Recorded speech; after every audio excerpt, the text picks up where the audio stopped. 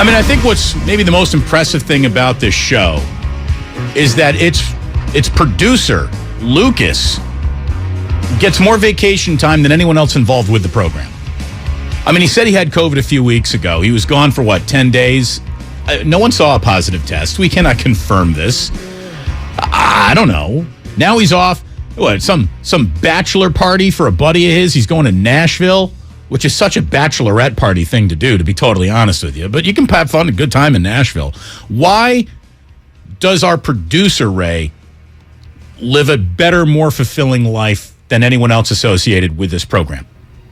Unmarried, controls the vacation schedule. That's right. And answers to no one. You're right. It's all coming into focus now. He has no responsibilities. He's officially on getting away with murder status here at work, and he does the schedules. Yeah, I mean, how hard is that? I mean, that's how Stalin got into power. He didn't get to lead the party. He got to be the guy who ran the administrative stuff. When you control who gets in and who gets out and where they go, you win. Lucas Stalin. Yep. Sterling, thanks for filling in today. Obviously, you're not playing hooky. We appreciate that. And Mark Grandy, you have tethered yourself to this program. I don't even think you've taken 3 days off since you started working here. So that's the way you should behave in the first year of employment anyway. No, it's over a year now, right? Over a year now, and now we get to see the real me. Oh, yeah. Great. Oh, good. No pants at work. Fantastic. Well, Lucas hardly wears pants. So, look, it is really good to have you here today. It is the final tune-up for your 2022 San Francisco 49ers. And we have been told, we've been guaranteed starters are getting run tonight, even though it feels like a bad idea. That's the idea that they're going to go ahead and deploy in Houston. So we got a little to talk about. We have a tale of two Treys. One is 100% on the team. I mean, Trey Lance is your starting quarterback. The other, he maintains a level of Shanahan's good public graces, but Trey Sermon, I think, needs to do a little something to make everyone, and even himself, feel really good about being on this team, because he has not had much of a preseason. He's not had much of a 49ers career so far. And there is a talented backfield, and I don't know if he's really got a spot in it, other than he was drafted to have a spot in it, and Shanahan, just for whatever reason, keeps on singing praises of a guy who I don't think necessarily has played himself into Shanahan's praises. He might have him sort of penciled as a special teams guy who's invaluable, because he hasn't said anything specific about, boy, he's running the ball well. I think and then again, when does Shanahan turn on a guy? When he either doesn't know the playbook or he thinks he's made the team already. Or is Dante Pettis. Well, that's right. I think I covered that in my previous utterance. So it should be as, let's paint in the realm of hopeful here. It should be an interesting preseason game. It should be interesting early on. And what is probably the most interesting thing is among the least interesting things to most of our audience, because the biggest positional battle to be decided, that there could be a deciding vote cast tonight, is at guard. Jason Poe and Aaron Banks are duking out over that left guard spot. Spencer Burford seems to have that right guard spot locked up, if not through his own skill, but Daniel Brunskill's injury. And Jake Brindle is your center. And then when Brunskill comes on back, here's a guy who can play either guard spot or center. So he is going to play an important role on this team, because there's no such thing as nobody got hurt. So speaking of which, did you see that the Dallas Cowboys have lost their left tackle through at least December, they're saying, with a pulled hamstring and a little bit of a broken bone too. So he's one of the premier tackles in all football, and that's going to make their season a little bit more interesting than they wanted it to be. Yeah, that's one more brick that Mike McCarthy gets to carry around this year. As Jerry Jones keeps saying, his job is safe. Well, it's clear his job is not safe. Nothing worse than an early season job safety endorsement.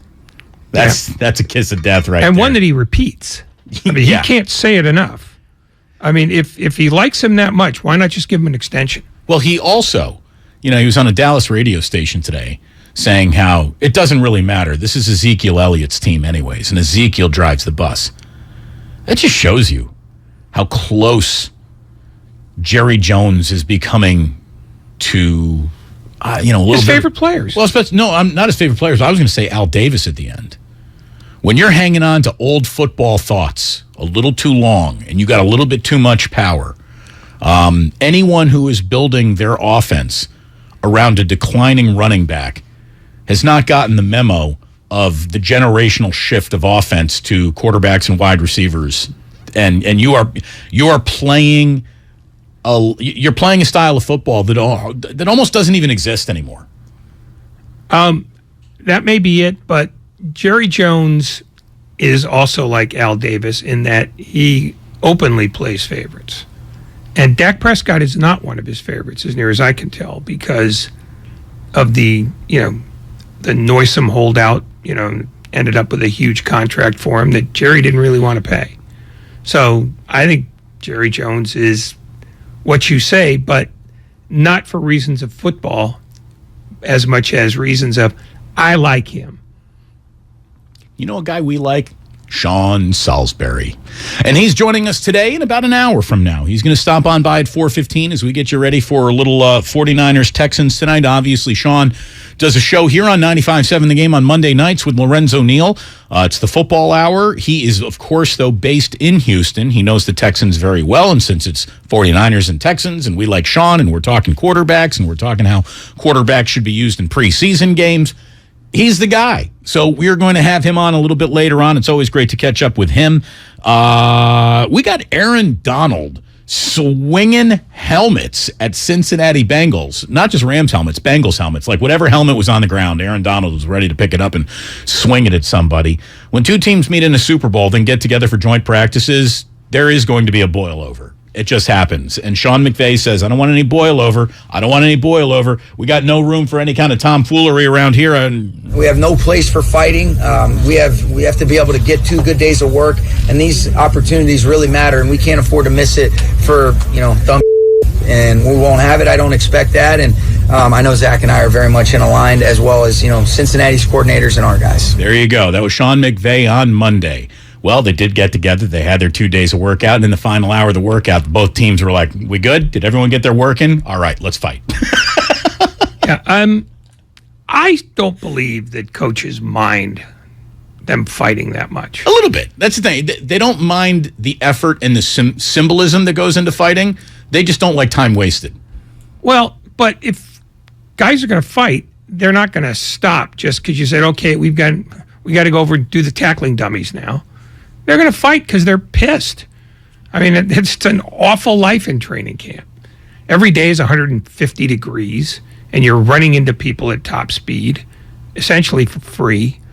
What's fun about that?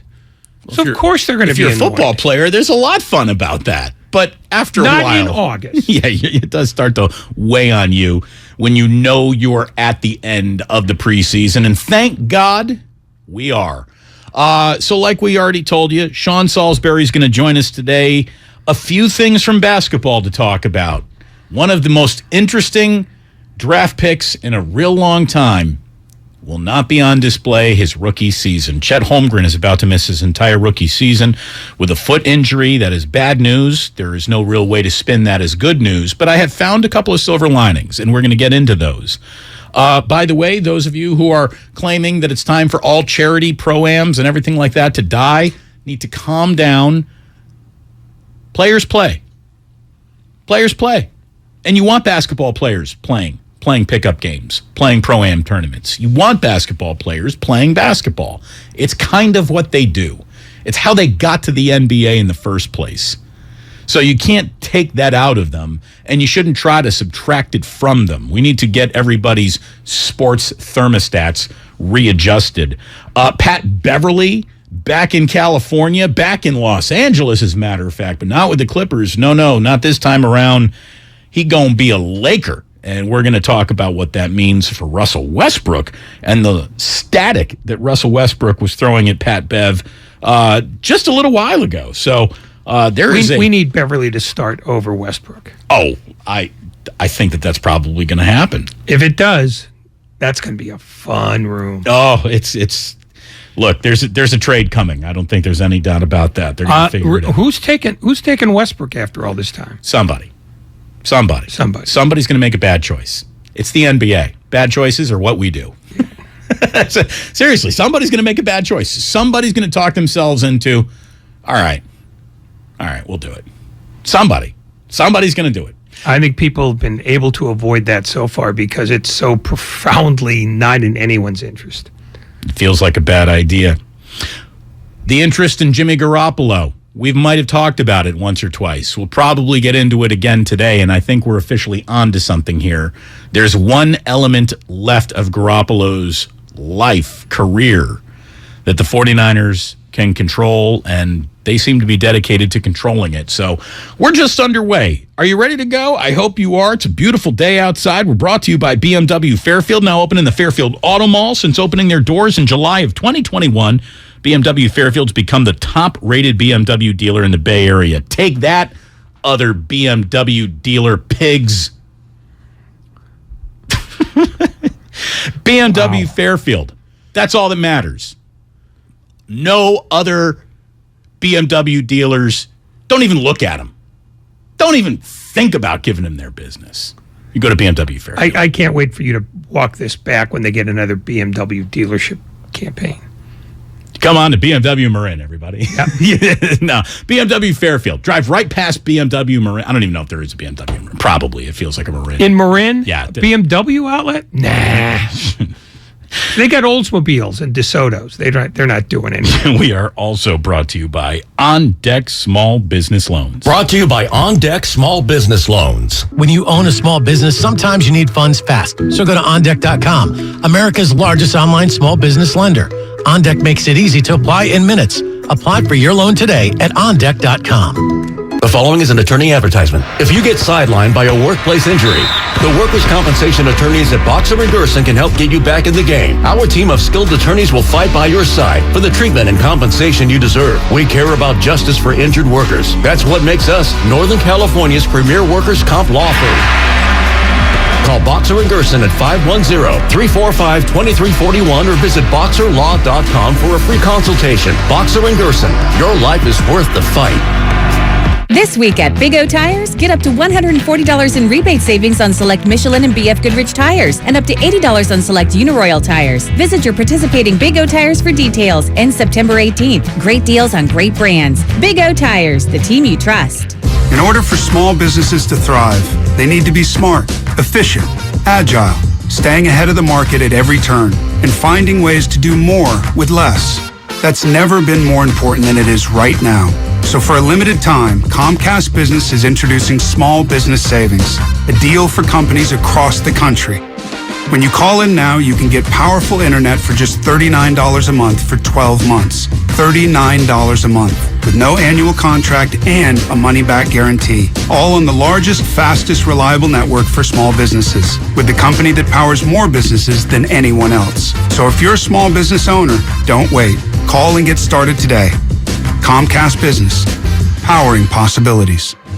Offer ends 9/21/22. Restrictions apply. New Comcast Business 50 megabits per second internet customers only. Requires EcoBill and AutoPay. Equipment, taxes, and fees extra and subject to change. Call or go online for details. After promo, regular rates apply. T-Mobile believes customers deserve to get more without paying more. Everything from entertainment benefits like Netflix on Us, to travel benefits, to Scam Shield protection, all with taxes and fees included. So the price you see is the price you pay. When you're a T-Mobile customer, you get over $225 in value every month in benefits with our Max Family Plan. That's like paying for nosebleed seats and getting to sit in the front row. That's right. At T-Mobile, your family gets over $225 worth of value and benefits with our Max Plan each and every month. Plus, with our Price Lock Guarantee, we won't raise your rate plan price for talk, text, and data ever. That's like paying for a cab and getting a stretch limo. At T-Mobile, you get value beyond the expected. Qualify qualifying service required. Value based on included monthly benefits. Sales tax and regulatory fees included in Max's monthly price. Price lock guarantees rate price of talk, text, and data for new accounts with qualifying service. Exclusions apply. See details at T-Mobile.com.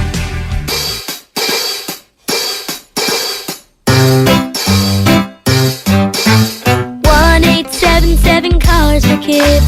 K-A-R-S, Cars for Kids. 1-877 Cars for Kids. Donate your car today. 1-877 Cars for Kids. K-A-R-S, Cars for Kids. 1-877 Cars for Kids. Donate your car today. Donate your car today at carsforkids.org. Your car, running or not, can be picked up as soon as the next day. No title, no problem. Call 877-CARS-FOR-KIDS or go online at carsforkids.org to donate today. 1-877 Cars for Kids. K-A-R-S, Cars for Kids. 1-877 Cars for Kids. Donate your car today. Now accepting donations of land, homes, buildings, or any kind of real estate. Drivers who switch and save with Progressive save over $700 on average, and those savings add up. Imagine what you could buy in the future. Remember how 15 years ago I switched to Progressive? Well, I used all those savings to buy that golf club that swings for you. But now everyone who plays golf is really good because, the club swings for you. In the future, which is now. So switch to Progressive and save big because those savings can add up in the future. Progressive Casualty Insurance Company and affiliates. National annual average insurance savings by new customers surveyed who saved with Progressive in 2020. Potential savings will vary. Count on Lowe's for Labor Day savings to kick off your fall. Tidy up your yard with an Ego leaf blower starting at $199. These battery-powered blowers provide power and performance, clearing leaves and debris with ease. Plus, save $50 on a Char-Broil Performance Series 4-burner gas grill, now $299. This Lowe's exclusive can fit up to 30 burgers. Shop Labor Day savings now at Lowe's. Grill offer valid through 9/7 while supplies last. Imagine a world with endless possibilities. I'm talking endless saving and endless hot showers. Yeah, you heard me right. Endless hot showers. With Navien, that dream is now a reality. Navien tankless water heaters deliver a continuous flow of hot water for as long as you need it. No waiting for a tank to reheat more water, wasting time and energy. The compact design saves you space and money in comparison to traditional tank water heaters. It's time to make the switch and make your hot water dreams come true. Visit tanklessmadesimple.com. You might not have the biggest garage on the block, but with eBay Motors, there's 122 million parts right at your fingertips. Whatever you need, there's something that fits your vehicle. Air filters, tires, seat covers, and more. Get the right parts at the right prices. ebaymotors.com. Let's ride.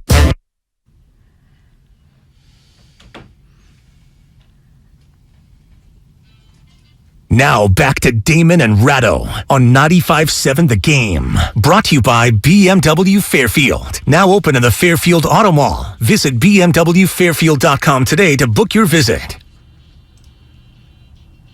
It's good to have you here today. Thanks so much for stopping on by. We got a whole bunch of people who are watching on the Twitch, watching on the YouTube, enjoying themselves.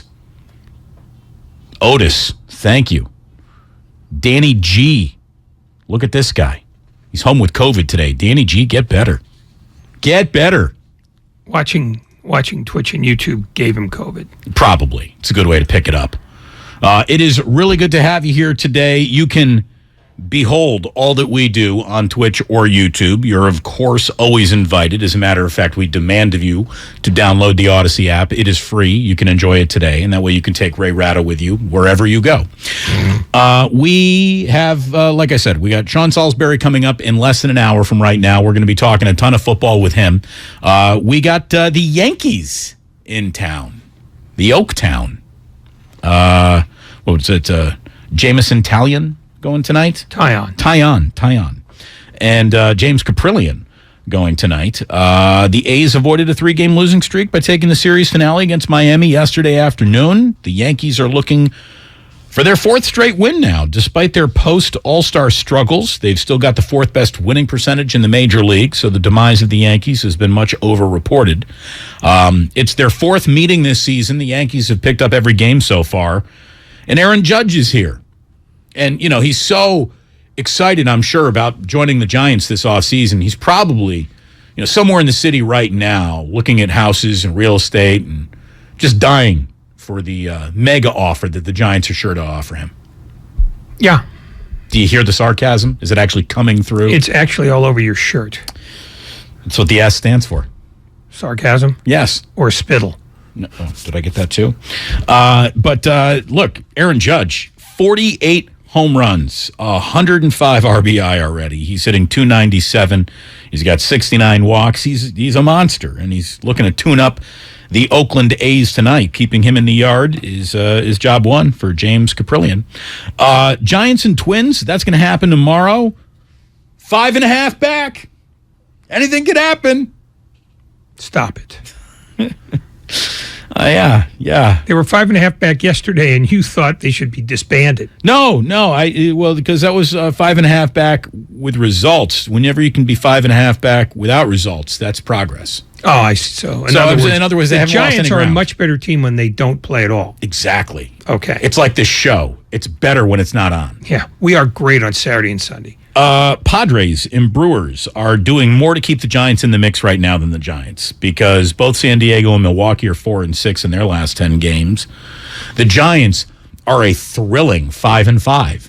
So that's how they picked up a game, Ray. I've done the math on that. Twins, meanwhile, 4 games behind the American League wildcard conversation, but they've lost 5 straights. They finish off a series in Houston tonight, so we'll see if they come home with a win or if they come home limping. Either way, that is billed as enough of a 2 teams trying to fight their way into the postseason that's actually a Saturday night game on Fox. Giants Twins, Saturday night on Fox. Something must be opposite them that can win. There's also it's Cardinal somebody, but PBS Fun Drive. No, I don't know. It's somewhere they're just going to play you. Would you like Jerry Lewis's greatest hits? Which the answer is yes. I would love Jerry Lewis's greatest hits. The man was a genius, brilliant comedian. Right up until the moment that he left Dean Martin. After that, he became a fraud. Oh, he's got some good movies, Ray. Really? Oh, yes. Oh, yeah. Oh, we'll have to get into the Jerry Lewis segment a little bit later on. You know what a good time would be? Friday at 5:55. See, you just turned into a big movie aficionado. You're hosting film festivals. The Ray Ratto Film Festival just went down. Yep. And people swore as they left the theater they would never watch film again. So look, bad news for Chet Holmgren. I mean, really bad news. He's going to miss his rookie season.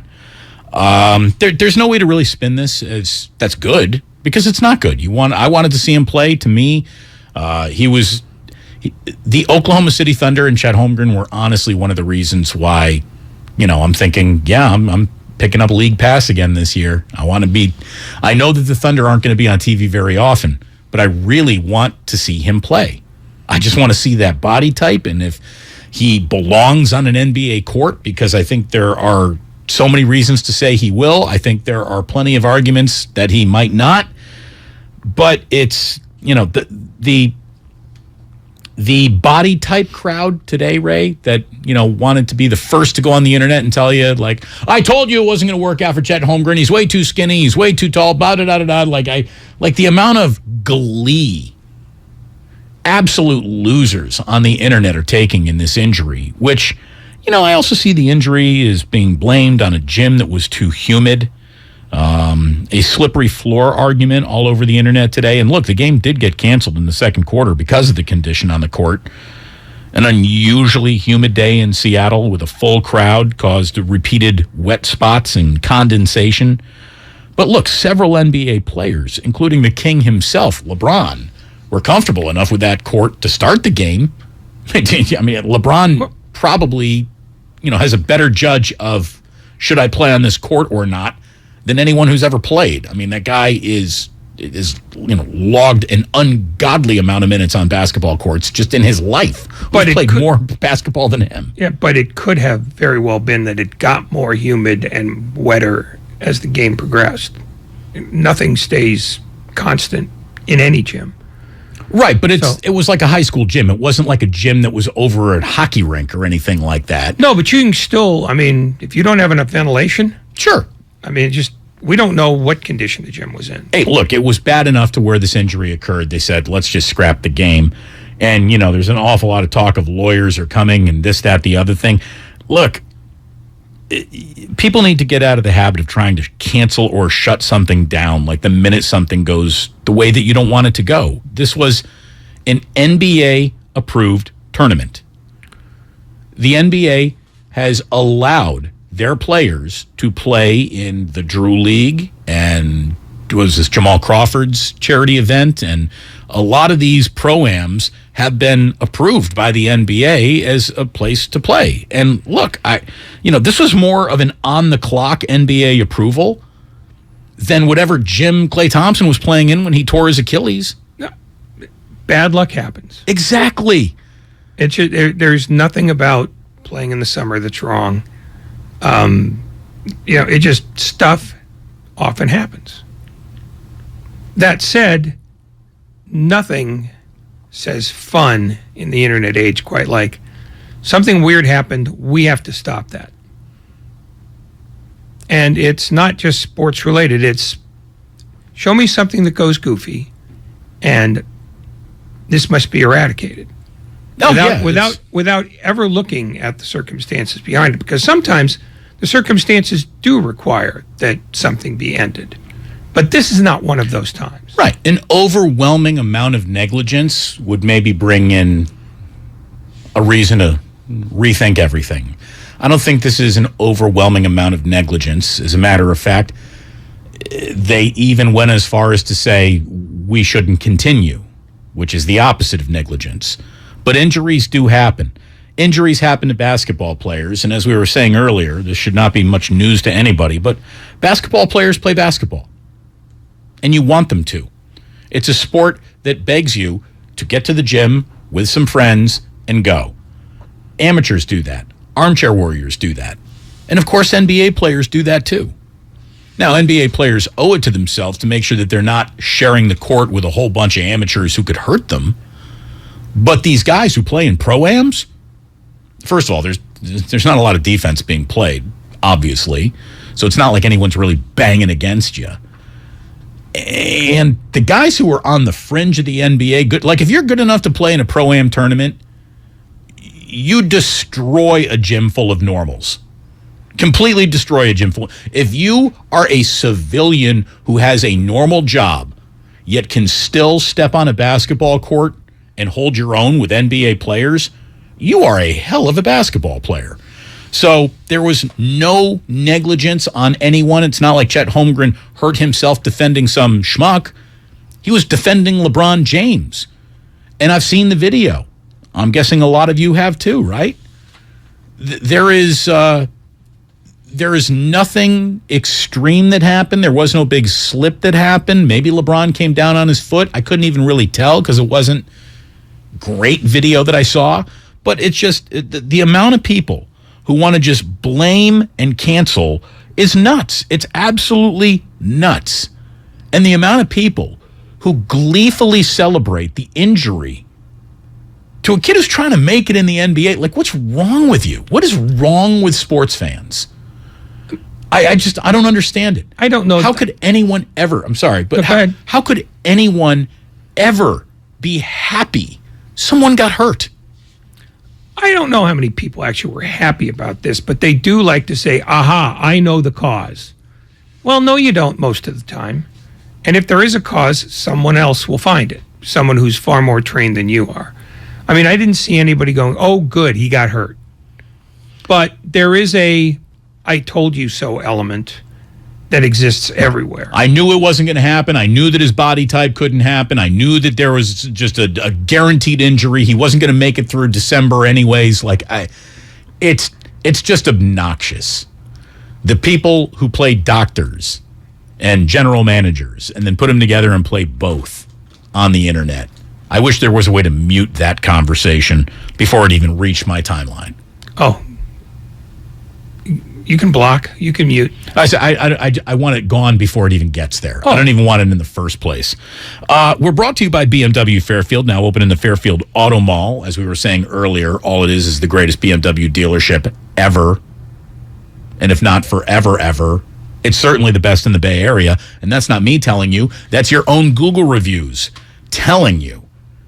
It's the number 1 rated BMW dealership in the Bay Area since they opened their doors last summer. So go ahead and check them out for yourself. Visit bmwfairfield.com today to book your visit. So anyways, Ray, I got silver linings because let's face it, Chet Holmgren is no longer playing basketball for fun. He's doing it as a profession. And if you're doing something as a profession, how much money that you're going to make is eventually a question you're going to ask aloud.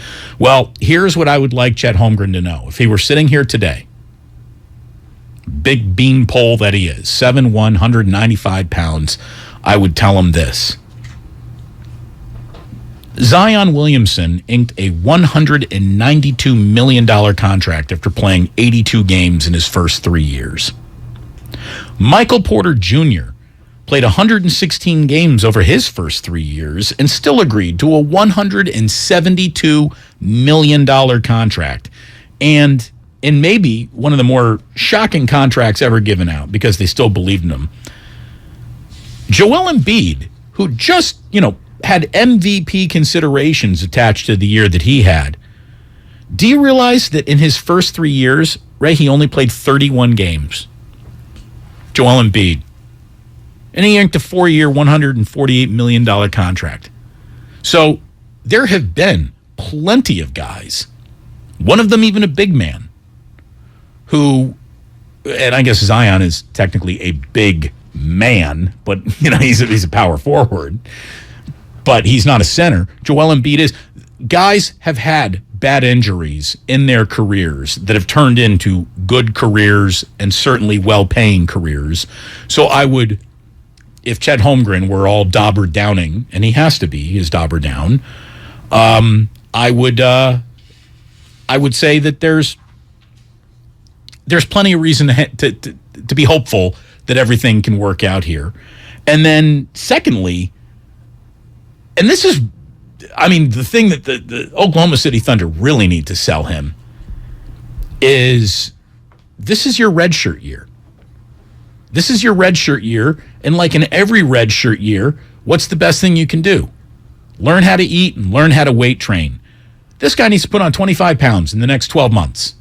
Well, here's the thing. It could be a fat. It could be I don't care what it is, but he needs to put on weight, and he now has a year to just eat right and have all the nutritionists in the world plan the perfect meals that is going to add the poundage, the muscle, the frame to him that definitely needs to, be worked on. It's a terrible way to start, but it's not the harbinger of total bust, which again is all over the internet today.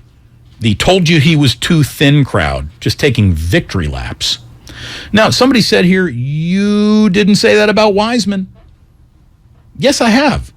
I have constantly reassured that James Wiseman is still got a very long and hopefully bright NBA career in him. But as I said, just watching the little bit of Summer League that we've seen from James Wiseman and the very little bit of Summer League that we saw from Chet Holmgren is, I wonder if James Wiseman really wants to be a great NBA player. Like, I don't know. And when we were talking to a guest earlier this week from Memphis, he said the exact same thing. I don't know if that guy lives, eats, sleeps, breathes basketball. I don't know. I hope it all works out. I totally do. I have told you time and time again that there is still plenty of time for him to turn into something. But I do, you got to be worried when there's repeating injuries and lower extremities on men that big. Yeah, every injury creates the possibility for another injury nearby. But nobody's got this scripted out. It's just, nobody, if the Thunder knew, they wouldn't have drafted him. They rolled the dice. And his career is essentially just stalled. That's all.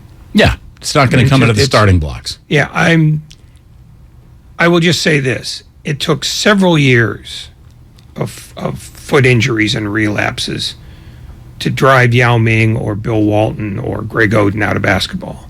This is just a thing. And if the only thing that happened was he stepped on LeBron's foot and caused it, then that's not about his frame.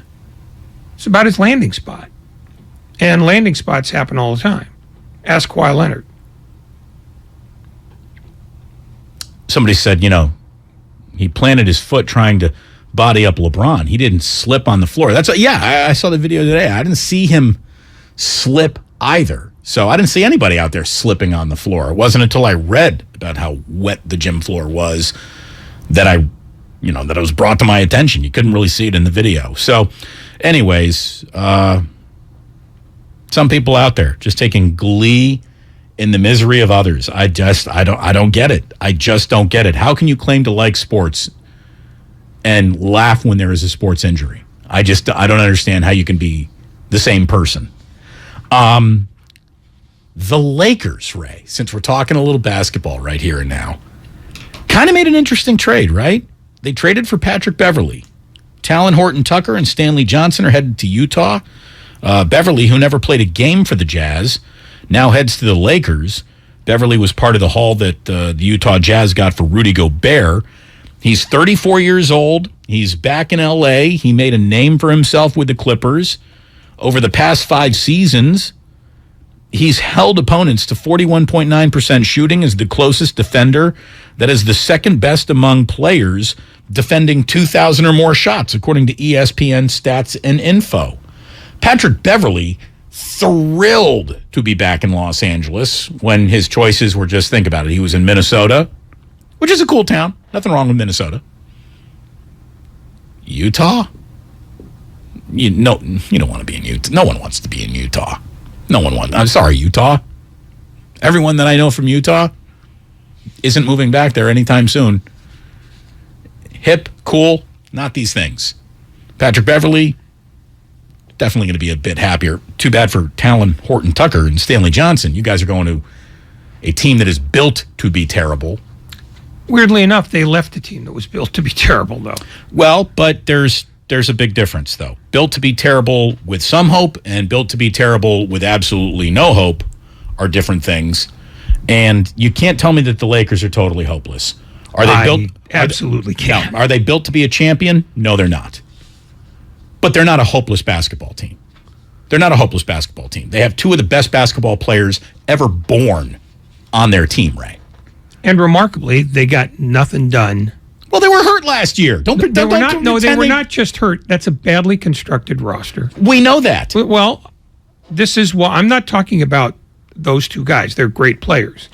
But that's been a bad operation for a decade now.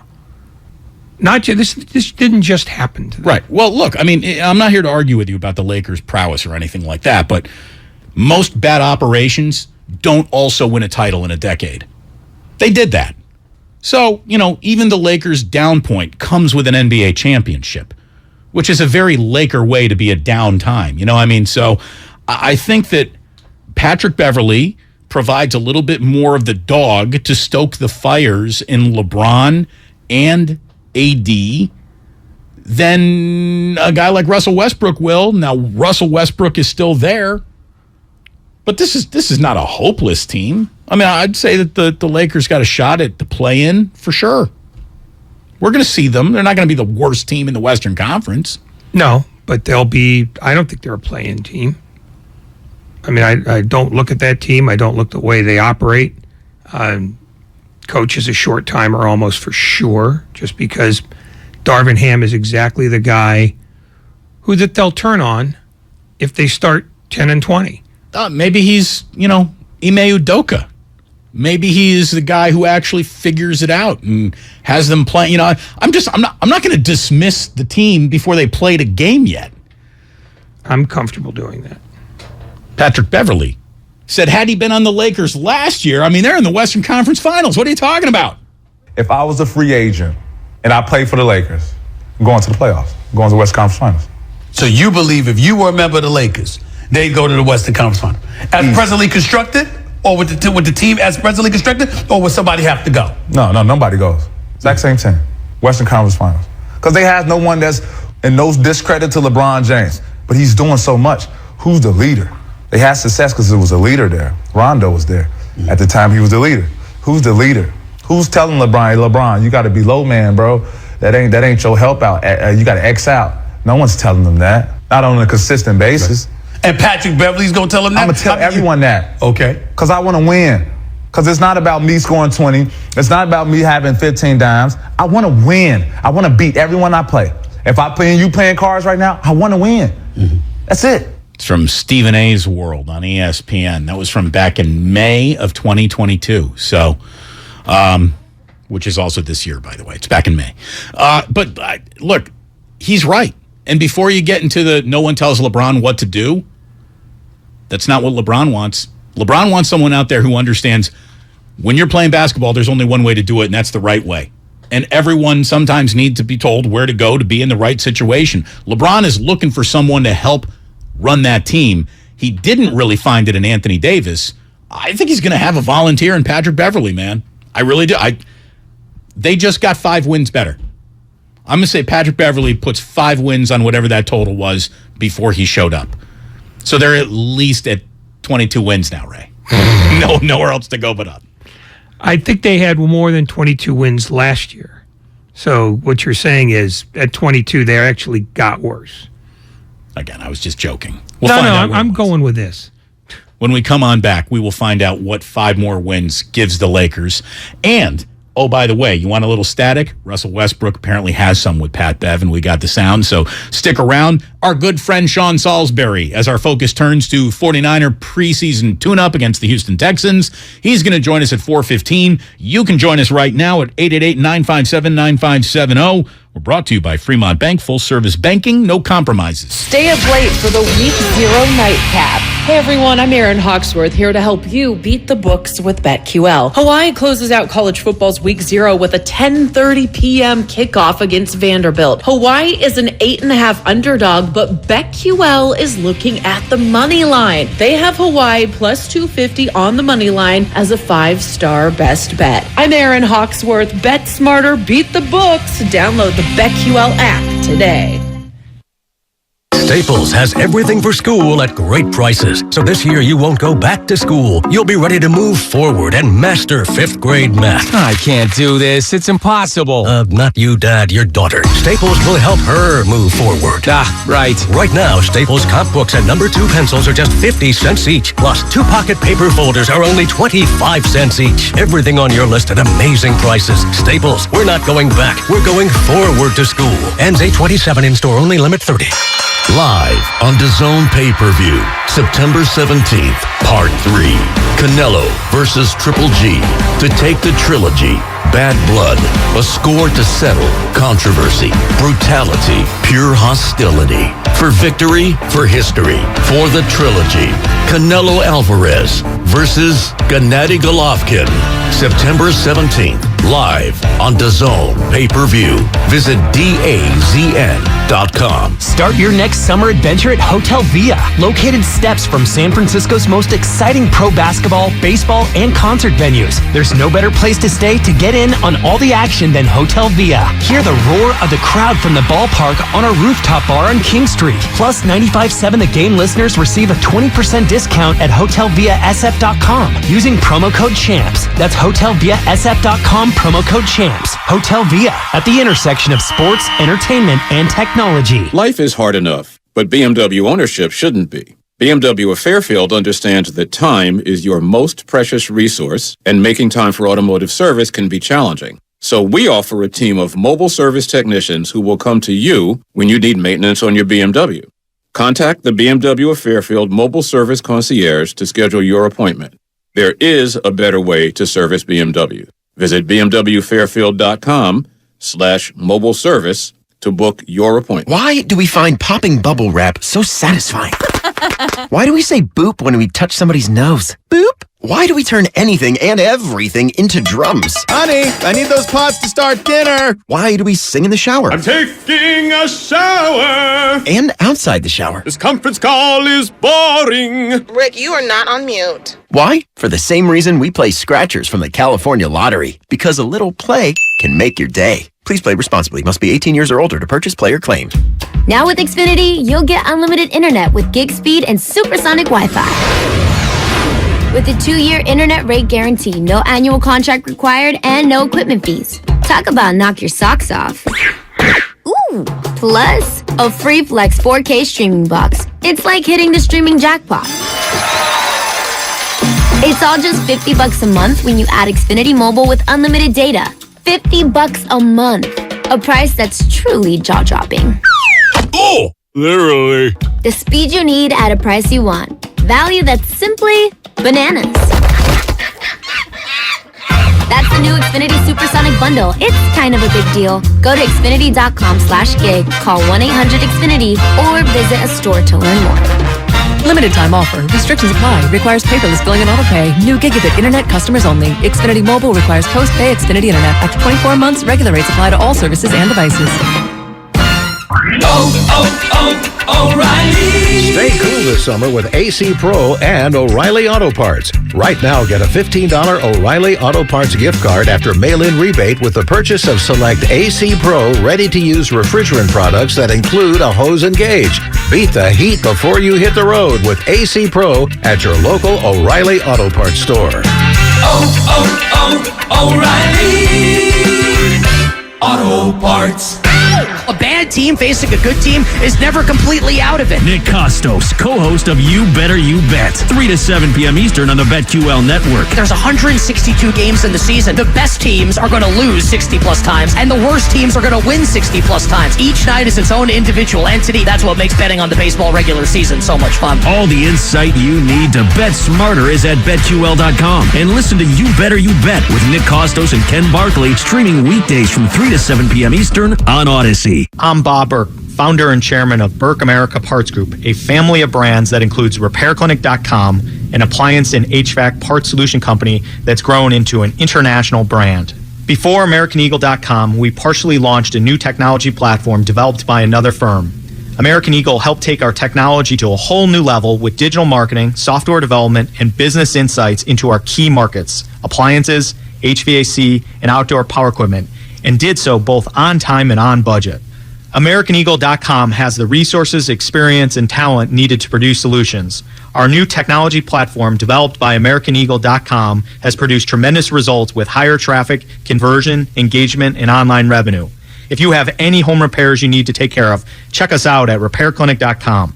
If you need a world-class website or technology project, then I would highly recommend AmericanEagle.com. Call AmericanEagle.com at 773-NETWORK. That's AmericanEagle.com, 773-NETWORK.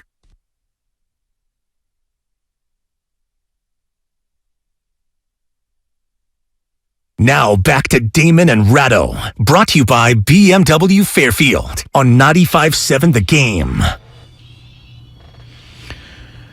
It is fantastic having you here today. Sean Salisbury is going to join us at 4:15. We've obviously got an awful lot of football to talk about. A tale of two Treys will kind of reveal itself. Trey Lance, Trey Sermon. We're going to get ready to say Trey area before the end of the football season. We're going to sneak it up on you. Turn your mic on. God. I'll keep it off. Just so I don't have to say that. By the way, I am looking at this Lakers roster since we were just talking about, is Patrick Beverley a difference? And I do think he's a little bit of a difference for them. It's not a very good roster, that's for sure. But, I mean, you do have, it's as top-heavy as it gets with LeBron James and Anthony Davis. And if those two guys can stay healthy enough to play 70 games together, those two guys can win about half those 70 games. I mean, that's who they are. That's kind of what they do. Don't sleep on Austin Reeves. Don't sleep on Juan Toscano-Anderson. Max Christie, rookie, Michigan State. Could have a big year, Ray. Could have a big year. Lonnie Walker, the fourth. You probably don't understand Lonnie Walker, the fourth, if you haven't seen the first three Lonnie Walkers. Thomas Bryant. You're not even trying to convince yourself. You're just blurting out names. Thomas Bryant went to Indiana. Well, case closed there. Damian Jones. Who doesn't want him? Scottie Pippen Jr., two-way contract. Look, they're not a good basketball team.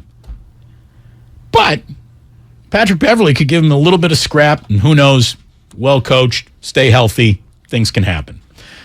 Russell Westbrook, you know, we all know who he is at this point in time. We all know that he has an unmovable contract. Did you know that he had this to say about his new teammate, Patrick Beverley? Pat Bev trick y'all, man. Like, he play defense. He don't guard nobody, man. Just running around doing nothing. As you seen, what happened, 47. All that commotion to get 47. James Harden did put it on Patrick Beverley that night. That is from a post-game just last year from 2019. Post-game from 2019. Yeah, not last year. Just the other day. Yeah. But there you go. So we already have a blatant Russell Westbrook, Patrick Beverley disrespect. Sounds like a fight in practice to me. There's several. Yeah. And hey, you know what? Maybe some in a huddle during games. If I'm Darvin Ham, I want to see it. I want to see it. I want to see some life. I want to see people who care. Then he should go to an NFL practice. Oh, today, swinging helmets, Rams and Bengals. Sean McVay saying, I don't want any fighting. He got a lot of practice out there before the fighting started. The fighting ended it, though, today. How much fighting was there? Adam Schefter. Adam, what's going on out there? Assault. Assault. Assault. Adam painting in the color of drama. No, but it was an actual, like, that's a football dust-up. There were helmets being swung. Aaron Donald got pushed over. He had to pick himself up from the ground. That's no easy task. So, little heat. Hey, hopefully things get a little chippy between the 49ers and Texans tonight. Just nobody get hurt. That's it. There's only one way to play this game well. Starters stay healthy. You do that, and you've all had a great game. Like, Trey Lance could somehow become the first person to ever throw 3 interceptions in only 2 series. And as long as he doesn't get hurt, great game. Great game. Just don't get hurt. No one's allowed to get hurt tonight in Houston. And when that's a mandate on a football field, that's tough. Again, I'm still trying to work out the 3 interceptions in 2 possessions. I'm saying it would have to be a spectacular thing to accomplish. But look, this is just the only way this game goes well is if at the end of it, Trey Lance only needs a shower. That's it. Same thing for so many other guys. I mean, they definitely can't be playing Bosa tonight, right? They can't be playing Bosa. That'd be nuts. That guy needs 0 tune-up. None. He's ready to go. He showed up day 1 of camp ready to go. Did you see his abs? Absolutely not. Those are. What do you mean absolutely not? Have you watched a minute of practice footage? Wow, no. Oh, dude, you're missing. I'm missing nothing. Washboards, Ray. You could do your laundry on those bad boys. I don't doubt that, but that's not an interest of mine. I don't want to do my laundry on another human being. But you could. How many? Look at it this way. Doing laundry on us leaves you with dirtier clothes. Doing laundry on him actually, like, there's friction there. You could play the washboard on his stomach. If each ab represented a sack, it's 12 sacks easy. Like rolling out of bed, he's got 12 because he's got the full 6-pack. Don't pretend you're not impressed. I'm baffled by your absolute delight. Absolute? No, I was not intentional. I apologize. I won't speak again today. Look, man, he's ready to go. Don't need to see anything out of him. I wouldn't play Eric Armstead. I wouldn't even play Javon Kinlaw. I wouldn't play any of them. I wouldn't play any of them either. I think it's nuts that somehow Kyle Shanahan is committed to playing starters in this game. I think it's crazy. If I were him, and I'm not, and I think we're both thankful of that. Don't have the abs. I'd send them out for one play and then send them off the field, send them home, put them right on the bus. You said, there, you got your workout. And then just wave across the field. Do what you want.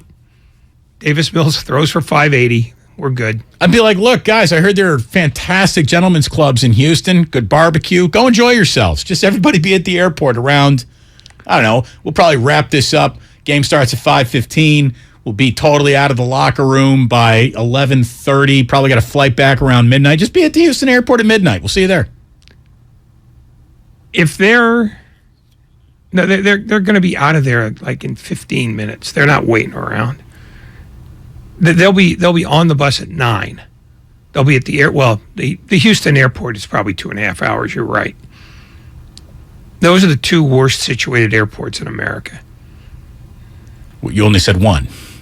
What's the other? No, Houston has 2 airports. Oh, they are? Okay. Yes, and they're both one's in Oklahoma and one's in the Mexican border. Okay. It's like flying into Colorado then. This is like a Nuggets game. The two airports in Houston are miles out of town. By the way, Jennifer Lee Chan just forwarded who is not playing tonight. And here we go. Obviously, no Jimmy Garoppolo tonight. Elijah Mitchell, Daniel Brunskill, Mike McGlinchey, Trent Williams. Again, what are you playing Trey Lance for if you're not playing Trent Williams? Nick Bosa, Eric Armstead, Javon Kinlaw. I told you I wouldn't even play Kinlaw. I'm glad they're not. Azeez Al-Shaair, Fred Warner, Dre Greenlaw, Emmanuel, basically the entire starting defense. They're not playing their defensive starters. Bosa, Armstead, Kinlaw, Azeez Al-Shaair, Fred Warner, Dre Greenlaw, Emmanuel Mosley, Ambry Thomas, Chavarius Ward, Jimmy Ward, Dante Johnson. None of them are playing tonight. I would not play my starting quarterback without my starting left tackle. But they're going to do it. Starting right tackle's not going either. So just, 1 possession max. Yeah, well, I mean, but he has been saying, we're maybe a quarter, maybe a half. I don't know. Not playing his defense means he wants Houston to have the ball for most of the quarter. So maybe that's the plan. Yeah. I mean, if they win the kickoff, you probably take the ball though, right? You just want to get our guys in here and out of there as fast as possible. Defer for the opening kickoff in Chicago. No. We'll defer till the 11th. Yeah, we're deferring until the second week of September. Somebody in the 510 Comcast Business Text line says, Damon, it's just a coaching philosophy. Andy Reid plays his starters an awful lot. Yeah, and there's nothing wrong with that. Right up until Patrick Mahomes get hurt. And then Andy Reid is persona non grata in Kansas City. Why are you playing a guy who's got a $500 million contract in a meaningless football game? Why? That would be the very legitimate question. How could he possibly answer that? This isn't one of those what I was saying about Chet Holmgren's like basketball players play basketball. We were just talking about this yesterday. Basketball is a benevolent sport compared to football. Well, bar fights are benevolent compared to football. Exactly. But the truth is, he's not going to run anything exotic. And I'm not, I still don't think he should play either. But, Kyle Shanahan's not a dope. He won't let him. We don't want you running outside the pocket. We don't need that extra yard. Hit the ground immediately. Right. Slide. Get out of bounds. Slide. Slide as you're dropping back to pass. Just take a knee. The one guy that I would have played tonight is Jimmy Garoppolo, if only to show the rest of the NFL he's not the damaged goods that you might think he is. By the way, John McClain, who's covered Houston Texans football since the Houston Texans were a glimmer in their daddy's eye. He was covering the Oilers. That's how long he's been doing this. He used to tape Earl Campbell's ankles, for goodness sakes. John McClain, truly, he really is one of the great NFL beat writers of all time. He's retired, but that didn't mean that we wouldn't pull him out of retirement. He was on with Willard and Dibbs today, and he talked about how the 49ers probably should have played Jimmy Garoppolo. Maybe not tonight, but in the preseason, just to show everyone that he can still do it. And I'd be leery of trading Garoppolo unless I saw him play in preseason. He could throw the ball. I don't care what the Niners say. Oh, yeah, his arm's great. He can throw. When you have surgery like he did, you're not going to make a trade for him without being able to see him throw the ball. And they don't let veterans go around the country doing tryouts at this time of the year. So all I can think of, if he's cut, then he'll have to go work out and prove that he can throw the way he did before the surgery. Yeah, nobody's going to take the 49ers footage or word for it, that's for sure. By the way, boys and girls, children of all ages, welcome to your 4 o'clock hour. You're listening to 95.7 The Game, KGMZ-FM and HD1 San Francisco. Always live on Twitch, YouTube, and the free Odyssey app. Damn well better be free. Somebody here brings up a very good point. If Jimmy gets hurt, that contract becomes guaranteed. All right, and that is true, and probably a reason to not play him. But at the same time, what they are going to do now is just let this guy, who they once deemed an incredibly valuable asset and trade piece, just walk for free. And look, there's really only one main reason why Jimmy is still on the roster. Did the 49ers originally plan, Ray, to do Garoppolo right? Yeah, I think in a perfect world they would have loved to have done Garoppolo right. They would have loved to have accommodated whatever trade request came in that he really liked. I think they wanted him to end up in a good situation. Like, I really believe that. I do. Everyone involved, from Garoppolo to Kyle Shanahan to John Lynch to Parag, Don Yee, all these guys are professionals. And they've maintained a level of professionalism through some awkward times here that I think defines them now. So I'm not worried about their level of professionalism, nor am I worried about them wanting to do right by the players who did right by them. But more than anything else, they need to protect their own interest. And the one team that is still out there that might be interested in Jimmy Garoppolo is the team that they play week 2. And it's the team that they open their home schedule with. I mean, could you imagine Jimmy Garoppolo and the Seahawks rolling in here in week 2 and beating Trey Lance and the Niners? How much egg is on everyone's face if that happens? How much egg? All the egg? A full hen house. Yeah, a full hen house worth of eggs, exactly. That said, if they are that worried about the Seahawks, as the Seahawks march desperately back to the top of the draft, they should be confident that Jimmy Garoppolo can't save them. Not against a team that is as good as the team they believe they have. So I don't think that's an issue at all. I think at this point, they're just sitting quietly waiting for the day they can cut him. Theoretically, I think you're right, but there might be a little bit more to worry about than you'd actually think when it comes to the Seahawks. And John McClain kind of broke down what Jimmy would be looking at should he be the next quarterback of the Seattle Seahawks. Even though they got Metcalf and Lockett at wide receiver, Fant at tight end, those guys are good. They've got 2 running backs, Rashad Penny.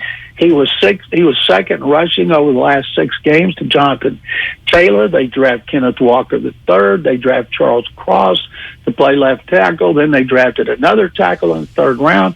Let Dwayne Brown go. Their skill position players are really good, except for one glaring weakness, and maybe Pete Carroll is seeing what Dick Vermeil saw when he didn't replace Trent Green with a guy on a trade. He elevated this nobody named Kurt Warner. So maybe that's what Pete Carroll thinks he's going to do. But does anybody think Geno Smith or Drew Lock are good enough to take advantage of all the talent they got at the skill positions? And there is talent there. What they aren't is very good up front, and that defense is going to be challenged. So what's the last thing that the 49ers control? Because, look, quarterbacks, it's a game of musical chairs. And if Seattle really does want to tank, there won't even be a chair for Jimmy. If Seattle's true intention is we don't want to have a successful football season, there is no reason for them to think about adding Garoppolo. No, I mean, no, that's exactly the point, and that's why I don't think this is going to happen. If Pete Carroll was trying to make a stand, he'd have been flirting with the idea of getting a trade, and the 49ers would have listened. They absolutely would have listened. That whole idea of we don't want to give up our secrets. Please, there aren't any secrets. I got players, you got players. You know, we see your players on tape all the time or on video all the time. You see ours. You see all our plays, we see all of yours. You got nothing. We got nothing. So I don't think Seattle's interested. Just because what is the point of going into the season with those 2 quarterbacks and then saying, oh, wait a minute, I just changed my mind. I want to be good. It makes no sense. And you're right. But it's still football. Everyone's trying to win. I mean, that's what you do. That is what you do. And it's certainly what Pete Carroll might know he has a bad team, but he can't be comfortable with that. And there's no way that he just wants to lay there and take it from the rest of the NFL all year. So Garoppolo could maybe look. There's only one reason why Jimmy is still on this team's roster right now. It's because the last thing that they control is his timeline. How much time he would have should he get to Seattle. And if he is to be a Seattle Seahawk, if you think that rumor will materialize into truth, then what time's cut on Tuesday? 3 o'clock, 6 o'clock Eastern, 3 o'clock our time? 1 o'clock Pacific. 1 o'clock Pacific, okay. If Jimmy is going to be a Seahawk, he's on the 12:30 flight out of here to Seattle, so when he lands, he's signing a contract, and he is getting up to speed as fast as possible. And that still might not be enough to have him start week 2. And every single coach, Ray, every single coach in the NFL is also a paranoid control freak. And you forgot weirdo. The paranoid control freak weirdo. There we go. Now we get the full triumvirate. I really think that the thought of Jimmy rolling in here with Seattle and getting a win in week 2 makes Kyle Shanahan want to throw up in a toilet bowl. I think that they actually, whether they should be or not, they're worried about that. They're worried about that. Like we already agreed, it would only be worth a hen house full of egg yolk on their face should that have happened. It would be like slipping an atom bomb into the good feeling of whatever this season is supposed to take place. Because you're going to win in Chicago. The Bears are the most dead-on-arrival football team you could think of. You can win in Chicago with Nate Sudfeld. I truly believe that. Seattle, and maybe this is all Russell Wilson, and that's how great he really was, but Seattle is just one of those teams that as soon as those jerseys are on the field with Niner jerseys, it's like the Niners take we're not as good as we used to be pills. And they just, instead of reaching 4th gear, they can't get out of 3rd gear against the Seahawks. Explain it. I can't. Seattle was not great last year. Russell Wilson. I mean, I You're think right. you're on it. It's Russell Wilson. He was a guy that a team with a great pass rush has a hard time corralling. And granted, he took a lot of sacks, but he escaped tons more. And he was hard for the 49ers to play. Drew Lock isn't very mobile. Geno Smith might have been mobile at some point in his career, but he's got miles on him now. Those are stationary targets for this team. And I don't remember anybody saying that Jimmy Garoppolo was particularly elegant in the pocket either. So I don't see how Seattle's a worry. The theory about the hen house notwithstanding. Right, but I just don't. I think Kyle Shanahan is a pragmatist, and he's also got a level of confidence, A, in his own ability, and B, in his own ability to construct a roster, that he doesn't look at Seattle as that's not a team they should lose to.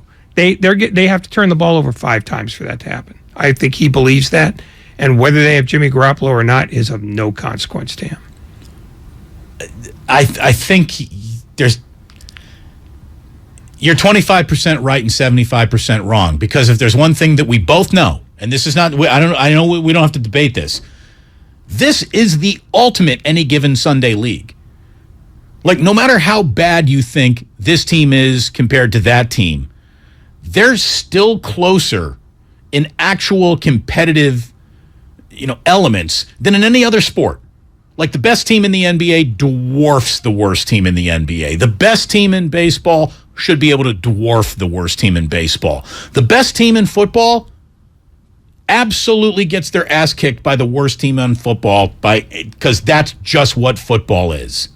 It happens all the time. Had a bad week, had that turnover. All of a sudden, Robbie Gould missed that field goal that you thought, there's no way he's going to miss this.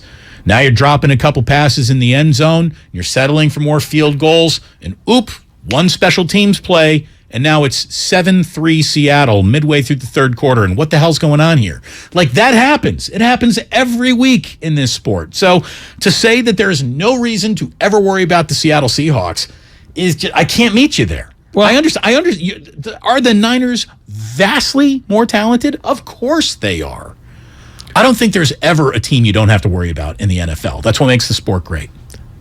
I think there are some teams you don't have to worry about. The Jets come immediately to mind. The Jaguars come immediately to mind. And the current state of the Seahawks makes them come to mind. The Bears come to mind. The fact is, Jimmy Garoppolo, with 2 weeks, or really actually like a week and a half, is not suddenly going to become more fearsome than Drew Lock and Geno Smith. No, maybe later in the year. But he might know just enough about 49er weak points to exploit them. He might. He might. He was on the roster for how many years? He knows this team like the back of his hand. He knows their tendencies all over. And I think that there is a reason to be worried about it. Yeah, I wish that you could live in the Niners are so set up to be so awesome that you don't even have to worry about that guy ever again. That guy on a team that always shows up to bugaboo you, there's a reason why that the Niners still have him on the roster, that they haven't done totally right by him, because the most logical landing spot for him is Seattle. And I think that's the one place where you can say, you don't need to worry about them going there. But I think deep down, Kyle Shanahan, control freak, is a little worried. Well, then he's going to keep him. He's going to spend $24 million just to keep him away from Seattle? No, he's going to cut him at the last possible minute. So he's got the least run-up time to week 2. And I do think that's the way Kyle thinks. You know what? We should ask this of Sean Salisbury. Nah. Who's joining us next here on 95.7 The Game. So stick around. We're looking forward to saying hello to Sean. We're going to talk to you later as well. 888-957-9570. In the meantime, Damon and Ratto, we are brought to you by the Santa Clara Valley Transportation Authority. Looking for a fulfilling career with opportunities for job growth? Is paid training, excellent medical and dental benefits, and a pension important to you? Then apply to become a VTA bus operator, providing VTA customers with a great transit experience. Visit VTA.org/point-A and apply. Wake up with the morning roast. For all the games that Donnie and Jimmy has quote-unquote played, I almost feel like the Niners are sticking it to him, saying, we're not allowing you to go to a team until the season starts. In spite, we're going to just keep you on the team. And drive home with Damon and Ratto. We are riding the USS Trey Lance. But should the SS Trey Lance hit an iceberg, Jimmy Garoppolo is the best lifeboat that this entire team could hop into. This is the Bay Area's sports station. 95.7 The Game. The following is a commercial announcement. Your local radio stations are here for you. No subscriptions or monthly fees necessary. We're here to give you the news, weather, and traffic you need, and the music you love. But if the foreign-owned record labels get their way, it could stop the music. They want Congress to force radio stations to pay them more money, simply to play their music. Don't let radio go silent. Text LOCAL to 52886 and tell Congress to protect local radio stations. This message furnished by the National Association of Broadcasters. The following is an attorney advertisement. If you get sidelined by a workplace injury, the workers' compensation attorneys at Boxer & Gerson can help get you back in the game. Our team of skilled attorneys will fight by your side for the treatment and compensation you deserve. We care about justice for injured workers. That's what makes us Northern California's premier workers' comp law firm. Call Boxer & Gerson at 510-345-2341 or visit boxerlaw.com for a free consultation. Boxer & Gerson, your life is worth the fight. Everything, our farm, our stand, our pop-up shop, it really all started when we discovered the benefits of local, raw honey for our family. And then we decided to turn it into a business. We were looking for something to help us get up and running. So we got the Chase Business Complete Banking Account. It's more than a bank account. It comes with Quick Accept, which lets us take card payments anytime, anywhere in the U.S. using the Chase mobile app. Plus, we get same-day deposits at no extra cost. For us, it's more than honey. It's about sharing a little sweetness with the world.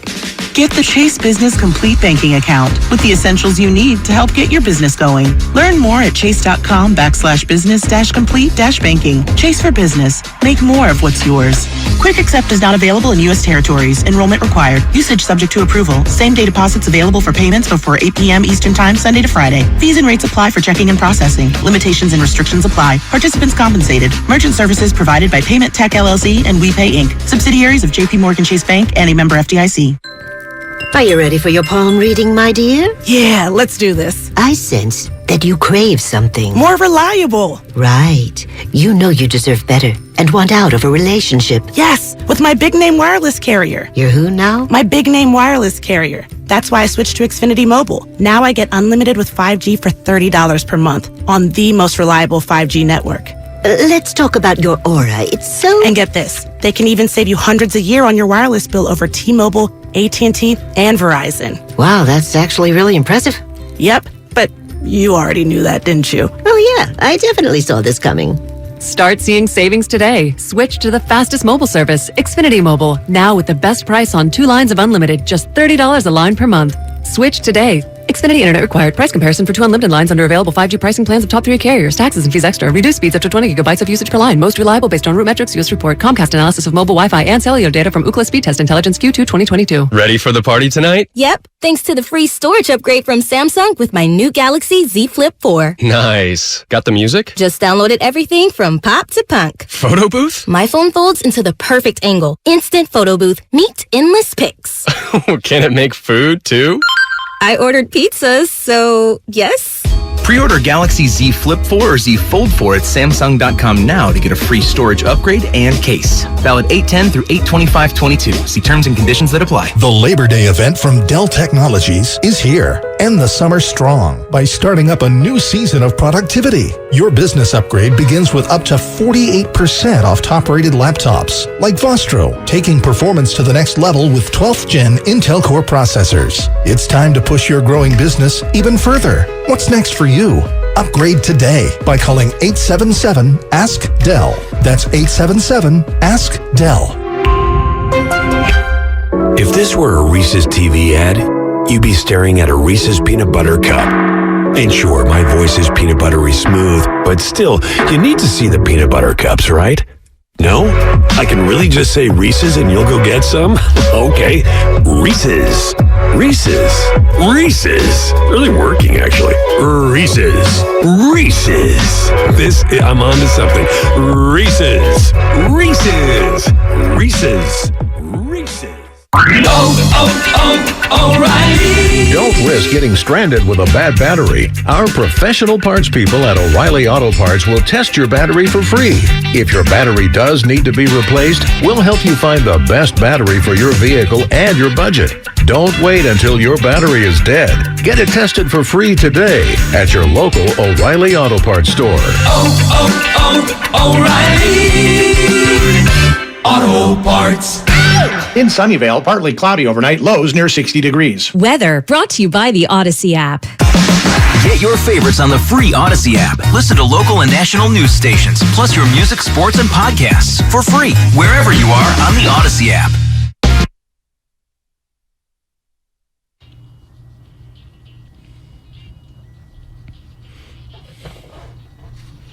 Now back to Damon and Ratto, brought to you by BMW Fairfield on 95.7 The Game.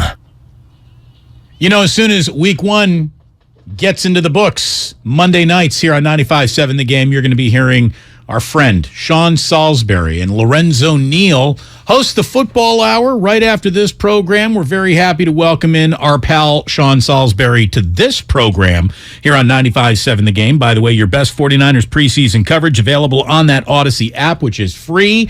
You should download it today. And today, thank God, is our preseason finale. We're almost done. Sean, thank you for joining us. How are you, pal? Yeah, I'm with you. I'm glad to be on with you guys. Thank you. It is good to have you here. It's great to have you back with the station for another season, man. This is a beautiful relationship we've got with you. So I'm glad that it continues. And the same way. Yeah, man, it's really good to have you on the team. There is no doubt. You make us better. You make all of us smarter. And I wanted to ask you about how much preseason has changed from the days of your days to now, because it feels like it's almost 2 different languages and at different expectations. And the way that head coaches now shut down starters, sometimes throughout the entirety of a preseason, is just so foreign to the world that you lived in. Yeah, it is. It's 180 degrees different. Now, for coaches, It hasn't changed, guys, because, if they had their way without the CBA, we'd have 5 weeks of training camp, and you'd put on pads and hit 2 a days for 2 days in a row, take a day off, and then go at it again, because they want all the practice time they can get, and I understand it. But, we don't have to document what the CBA's done. You get paid more, you work less, and sometimes it's sloppy, and you're trying to preserve guys. We're playing less games and playing our guys less. I have changed over the years, too. I remember my rookie year, heading into the 4th preseason game, that David Craig, who was our starter in Seattle, and I had fortunately had a great preseason, so we had 6 quarterbacks. I was the 6th one and had one of those preseasons that I needed to make the team. And the final preseason game at Candlestick Park for us was David Craig and I split time in the 4th preseason game, 2 quarters each. And that was the last. Who would do that now? With a veteran like David Craig, right? I could see giving me a whole game, but David Craig, and we saw Largent play. We were into it. So it's changed now, and I have too. I prefer joint practice as long as Aaron Donald's not swinging a helmet trying to kill somebody. But I love joint practices because I can control, like the Zach Wilson out of the pocket like he ran in the game. I can go full speed, but once he crossed the line of scrimmage, I hit that whistle so he doesn't take that hit trying to be a hero in a preseason game that's useless when it comes to record during the season. Preseason's now it should be for a bubble guy, maybe a new coach and a new player, even a Trey Lance or a Davis Mills, who got some experience last year, not a lot of it for Trey. I don't need much once I know that they're going to be my guys. So I've changed, too. I would prefer to have joint practice and a lot of practice, eliminate another preseason game, and add another regular season game.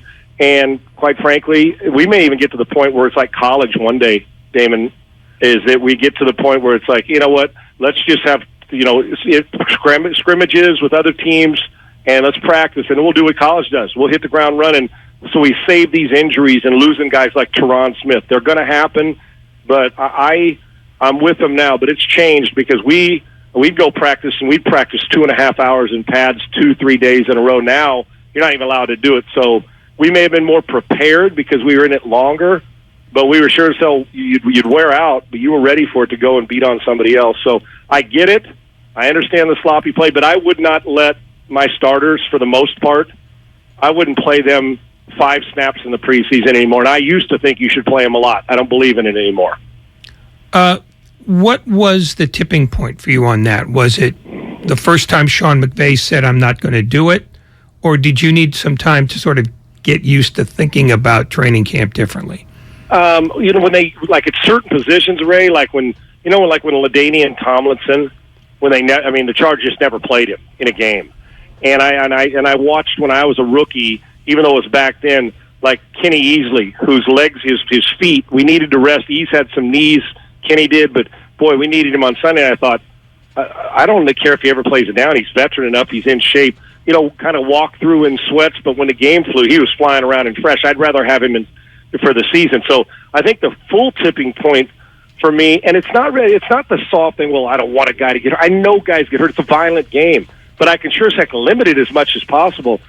I know how I made the team, Ray, when I played, and I think that is going in, we know if they're picking 53 to 60 guys, they know 85% to 90% of them. It's the one guy like me who had to have the preseason game that's ironic that I'm saying, because I needed games, but in truth, had I have played poorly in practice, in 7-on-7 and blitz pickup, I'd have never got that time in a game. I'd have got a little bit and I'd have been cut. So practice is where you make the teams, and I can specify certain drills, but the tipping point for me is, in truth, unless it's a bubble guy or a young guy who needs work, and I get it, what am I going to learn about Trey Lance tonight? That September is going to tell me. We play about 3 or 4 coverages in a preseason. We may blitz a little bit, but you're not going to see a steady diet of what teams do to confuse you. You're not, and what's 8-10 plays going to do for Aaron Rodgers in the preseason? What is 10 plays in tonight's game, or even a half, if he plays half, do for Davis Mills? Get him a little confident, take 2.5 more weeks off, and tee it up against the Colts in game 1. So for me, I really don't know what we're accomplishing other than risk. What's bigger, the reward or the risk? Every now and then you'll see the 5th-round pick flying around, and you realize, or the bubble veteran who, is 8 years in, makes a lot of money, but maybe isn't come prepared enough in camp. You'll see that on the practice field. All the games are is a validation. And the truth is, the intensity, some of these young players are not going to have any idea. It's more intense on the practice field for some. They're not going to have any idea when they open up in September just how fast it's going to go from the third preseason game to the opening game of the regular season. So I just try to figure out, what am I going to learn? That a guy knew how to run a 12-yard curl and get out of the huddle?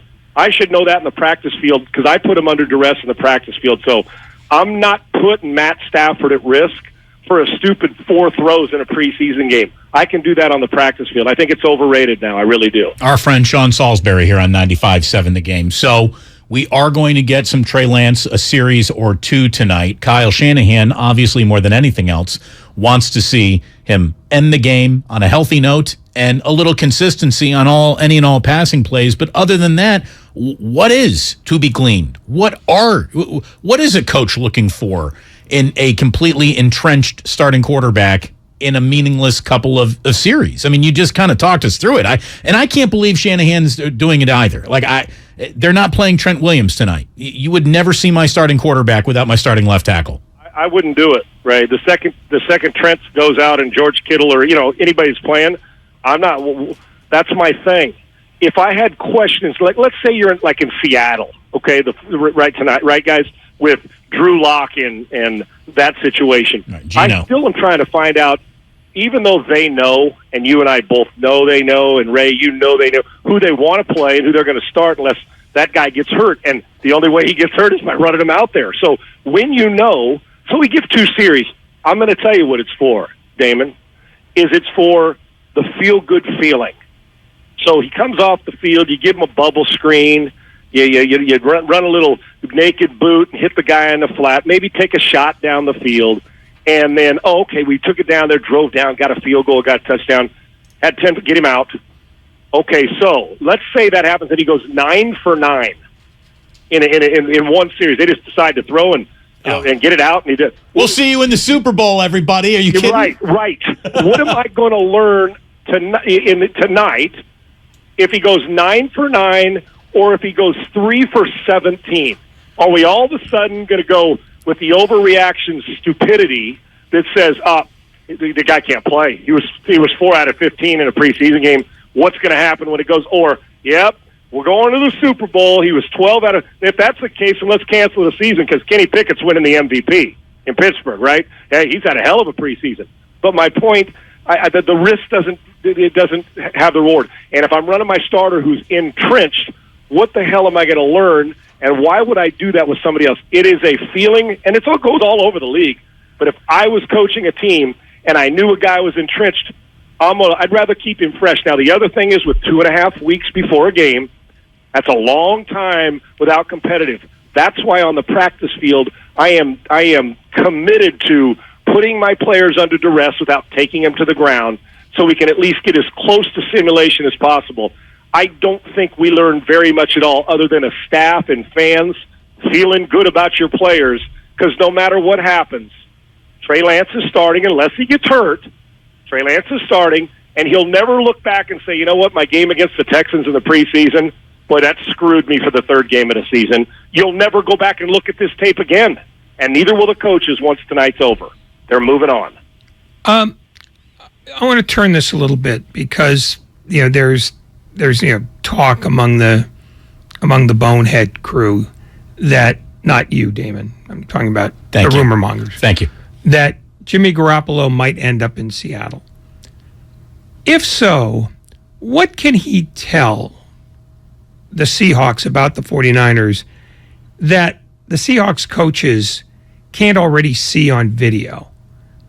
Is there a huge advantage anymore in picking up a guy from somebody else in your division, or is that faded as well? Faded.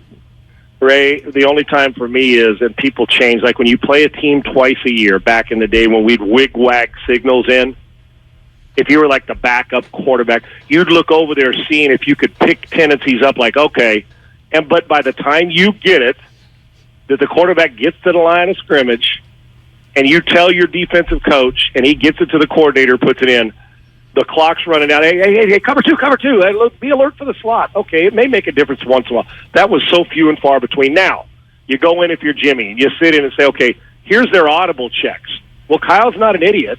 Of course they change the color or the number, the live color, the dummy color or number we use, and you go to it. And you get so caught up in game planning, you're not even thinking about, hey, Jimmy, there may be a few tendencies like Jimmy could say, Kyle loves Trey Lance on the edge on 3rd and 4 or less once you cross midfield. Maybe something like that, but, Ray, you hit it. The tape's going to tell you everything you need to know. So, to me, it is probably as overrated as anything on the planet of, we got a linebacker from the division. Look out. Really? Okay. He's still worried about the crap he's got to do. He's focused on his job. So you'll have a few conversations. Hey, man, do they like this route combo on the curl flat combo? Do they ever run curl flat and then run the wheel route off it? Yeah, you may see it. We ran it twice in practice, but you never saw it in a game. But they do have it in their playbook. That's it. That is it. And so to me, it's overrated now, just for the sheer fact that Jimmy himself knows the tendencies and weaknesses that he's seen on his own defense. Maybe that helps, and he's a better player than either quarterback they got in Seattle now, Geno or Drew Lock. But the advantage of, this is what I don't care if it's Tom Brady going in the division to the New Orleans Saints. They're not getting a great advantage because players still got to do it. And I learned so much on tape, and it's so instantaneous now, Ray, with video and on the sidelines. There's nothing Jimmy's going to tell him about the 49ers that the Seahawks don't already know if he goes there. Although for the Seahawks, it's an upgrade. They got a better chance to win if Jimmy's playing for him. But if I wouldn't trade him there unless I got a deal I couldn't resist. But just for that sheer superstitious part of it, but it sure as hell ain't because he's going to pick up on game planning. If he does that, then we're an awfully stupid franchise if we allow a player to waltz into a building and pick apart our game plan, and we haven't changed. Davis Mills was hidden in plain sight down on the farm, Sean. I mean, we knew about him. We saw him play. Stanford didn't necessarily have any impressive amount of success under his watch. He looked like he had an NFL body, maybe even an NFL arm, probably an NFL career. But as a starter, as someone who, a franchise turned to and then remained on his page thinking this could be the right page for us to read, I don't think any of us saw that. How surprised are you to see Davis Mills really find favor in the Houston organization? I may be in a little bit of minority, and Kirk Herbstreit came on today, who's calling the games now with Al on Amazon, and he said what I've been saying when Davis, for a long time. I coached Davis Mills when he was in high school. Now, that's a long way removed from the NFL and Stanford University. But I got him as a freshman, going into his freshman year, and they sent him up to me at an all-star camp in Virginia. And the coach said, we'd like to send him up to you so you get eyes on him. Tell me what you think. And his private trainer was also coaching at this 500-kid camp. I said, okay, send him up to me.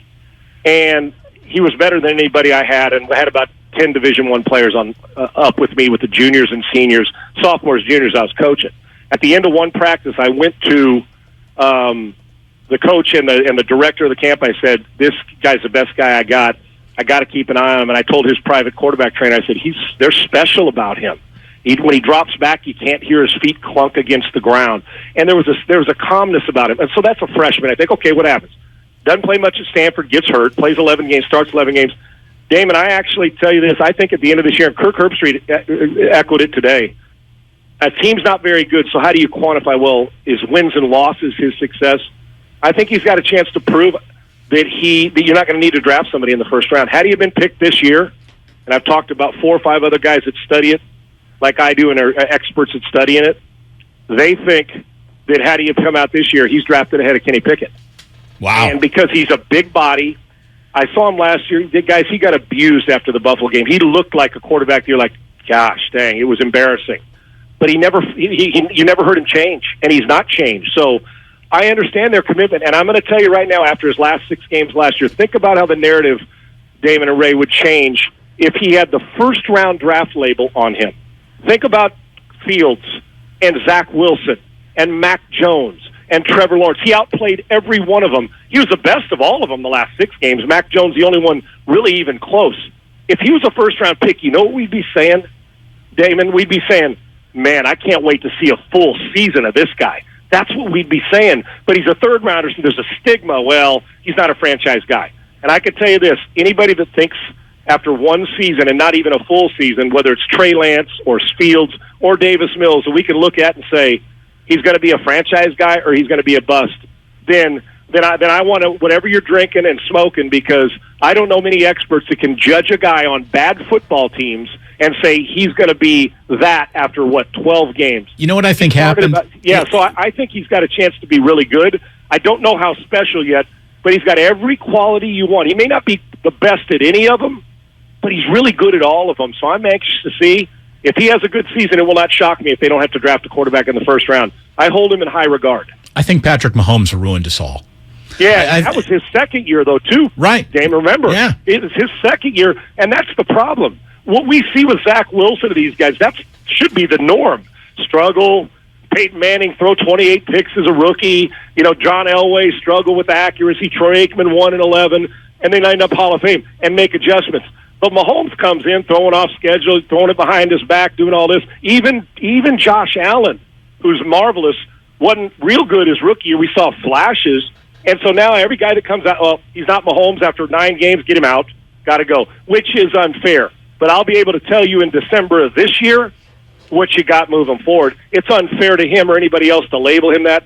But, guys, I'm going to tell you, if they give him some time and Pep Hamilton does what he knows how to do, and they play smart, you're going to find the kid can play, and the stigma would be different. If you flip-flop Matt Ryan, let's say Ryan Tannehill and Davis Mills today, and I respect Ryan Tannehill, and switch teams, that team in Tennessee will play every bit as good with Davis Mills in his second year as Ryan Tannehill is now. You don't lose anything, and you'd still be one of the favorites in the division if you flip-flop the two. Real quick, how did the end of the Deshaun Watson story play in Houston? I mean, I know how it played nationally. Right. I know how it played here. How did it play in Houston? Majority of people, Ray, it was like the transformation of, what's over the last year and a half, when it first started, this is ridiculous, he's our franchise guy. You started to see the slow burn, and then it got to get him out. That was the majority of, I've had enough, get him out. And not even just the stuff off the field, Ray, the fact that even before that, he didn't want to be there. And you know how fans take that personal. He wanted out even before the legal stuff. But it got to the point that people were calling his bluff of the lack of remorse, in their opinion, whatever their moral compass is. They knew they were losing a great player, but were so tired and exhausted and fatigued over it. The majority, I'd say 85% of the people I dealt with, or the buzz was, let's move on. There's some enthusiasm about Davis Mills and Nick Casario's draft. They were tired of it. Now, there was a small percentage that said, this is still stupid, you should have never traded him, all that. But the majority of fans in here were tired of it. And when the Astros are winning, it makes it easy on them. And I think most of us, you know what, it became Cleveland's issue now, and that we get good players. And they were bummed that he's getting to play some this year because they wanted a higher draft pick, and he's a great player. But most of them were done with him, Ray, and done with him in the city, and still are. Now Davis Mills has an opportunity without that hovering over him to see what he can do. So, Sean, as you know, I went to a Big Ten school, and in a year from now, you will have gone to one too. Can you believe that USC and UCLA are joining the Big Ten? I mean, money aside, and we understand the money's significant. Right. And I love it, and I also am nauseated by it. Agreed. That was me. My initial thought was, when you get over that emotional tie, we've had is Big Ten. And Herb Street was talking about it today. I said, when I say name, image, and likeness or transfer portal, what's the first thing you think about? And it was like, whoa. Because he's a little more traditionalist with that. You knew when you're playing Ohio State, it was in the Rose Bowl. Competition-wise, after I set back, money and competition, it's better. The Big Ten, the depth of the Big Ten right now is better than the Pac-12, and we know that for all those reasons. But the sentimental side at first bothered me, but then I realized, okay, you could be waking up playing Ohio State in September and not have to wait till January, then follow that up with a game against Michigan, then Penn State. The travel's a pain in the rear end, but I don't have a problem with it because I like playing the best. But the sentimental part's really the only part that bugs me. It's just going to look different. But as you guys know, there ain't anything about college football that's going to be noticeable for us when we were growing up, and now it's changing. And some for the better, and some a very slippery slope to put us in a very, very unique and different position in college football. I can't help but notice you didn't say you were worried about that trip to Bloomington. Thank you so much for joining us. Again, it's great to have you on the show. It's great to have you on the station. We look forward to the football hour again Monday nights, starting when the year gets underway here on 95.7 The Game for an hour with our pal Lorenzo Neal. Thank you so much, Sean. Always an honor to be on with you guys. Thanks, bud. There he is, Sean Salisbury, one of the good guys. Truly one of the good guys, and a guy who he loves the sport of football, man. It's not just a sport of football. He loves sports. Like, he was a hell of a basketball player. Coming out of high school. Chose to, be a quarterback at USC, which probably got him a tour of the Playboy Mansion. Probably. Yeah, probably. Yeah. So, by the way, speaking of Indiana. Yes. Tom Allen has the second best odds of being the first Big Ten coach to be fired this year. That feels about right. Feels about right. I just don't think they're going to do him dirty like that. So I would fade those odds. Who is number one, if you don't mind me asking? Oh, you don't need to ask. Scott Frost. Oh, yeah, you're right. Yeah. Again, alumni, though. He's not going to get an in-season bullet. They'll let him go at the end of the year. Although, you'll like this. Brian Harsin at Auburn. Yes. Is 1 to 10 to get fired first. That means if you bet $10, you get $1 back. You win $1. That's how sure they are that he's going to get gassed first. So you really like Alabama in this year's Iron Bowl, is what you're telling me. Well, we'll see how the interim coach does. Man, that's rough. But yeah, thanks for bringing up Tom Allen on the show today. No, you brought up Indiana football. No, but then you brought up Tom Allen. So you opened the door. How about someone in our audience who's betting on the show actively, like live betting of Damon and Ratto today? What kind of odds would you have gotten that Ray would have name-checked IU's football coach before I did? What kind of odds? 500 to 1? I wasn't going to say it, but I had looked at this earlier in the day. You just I was talking to Grandy about it. You wanted to hurt me. No. You wanted to hurt me, Ray. Well, I do now, but when I looked at this, I was talking to Mark Grandy about it. And I wasn't going to say a word until you talked about it. You brought up IU football. I said, that's the opening. It sure was. By the way, David Shaw is the second most likely to get fired according to this website. Wow. Okay, well. Which I find I'm fading preposterous. Fading that too. Yeah. We got to take a real fast break, and when we come on back, it is our longest commercial-free segment of the entire day. How can you say no to that? Damon and Ratto here on 95.7 The Game, brought to you by Fremont Bank. Full-service banking, no compromises. What's up, everybody? Nick Costos here with the Sports Betting Minute, brought to you by Bet River Sportsbook, your hometown sportsbook. Ken Barkley for Nick Costos. Let's take a look at some pro football win totals, and specifically Buffalo. I like under 11.5 wins. Yes, they're good, but this might be a historically good conference. The division is better. They won 11 games last year, and their margin for error with a win total this high is very small. That's it for this Sports Betting Minute, brought to you by Bet River Sportsbook, your hometown sportsbook. Check out the latest lines at betrivers.com. I'm Nick Costos. Keep it locked here for more throughout the day. Is online casino and sports betting not yet legal in your state? BetRivers.net offers all of your favorite casino games and sportsbook free. Visit BetRivers.net and create your account today. It's 100% free to sign up and play. BetRivers.net offers a variety of games like slots, table games with live dealers, and so much more. You can share the excitement with other players online anywhere, anytime from your desktop or mobile device. Don't miss out on the fun. Create your free account at BetRivers.net today. BetRivers.net is a play-for-fun site for entertainment only. Must be 21 or older. T-Mobile believes customers deserve to get more without paying more. Everything from entertainment benefits like Netflix on Us to travel benefits to scam shield protection, all with taxes and fees included. So the price you see is the price you pay. When you're a T-Mobile customer, you get over $225 in value every month in benefits with our Max Family Plan. That's like paying for nosebleed seats and getting to sit in the front row. That's right. At T-Mobile, your family gets over $225 worth of value and benefits with our Max Plan each and every month. Plus, with our Price Lock Guarantee, we won't raise your rate plan price for talk, text, and data ever. That's like paying for a cab and getting a stretch limo. At T-Mobile, you get value beyond the expected. Qualifying service required. Value based on included monthly benefits. Sales tax and regulatory fees included in Max's monthly price. Price Lock guarantees rate price of talk, text, and data for new accounts with qualifying service. Exclusions apply. See details at T-Mobile.com. Breathe new life into life at home with IKEA Festival. 10 topics, one purpose. To get more out of the homes we love. What are you passionate about? Art? Dance?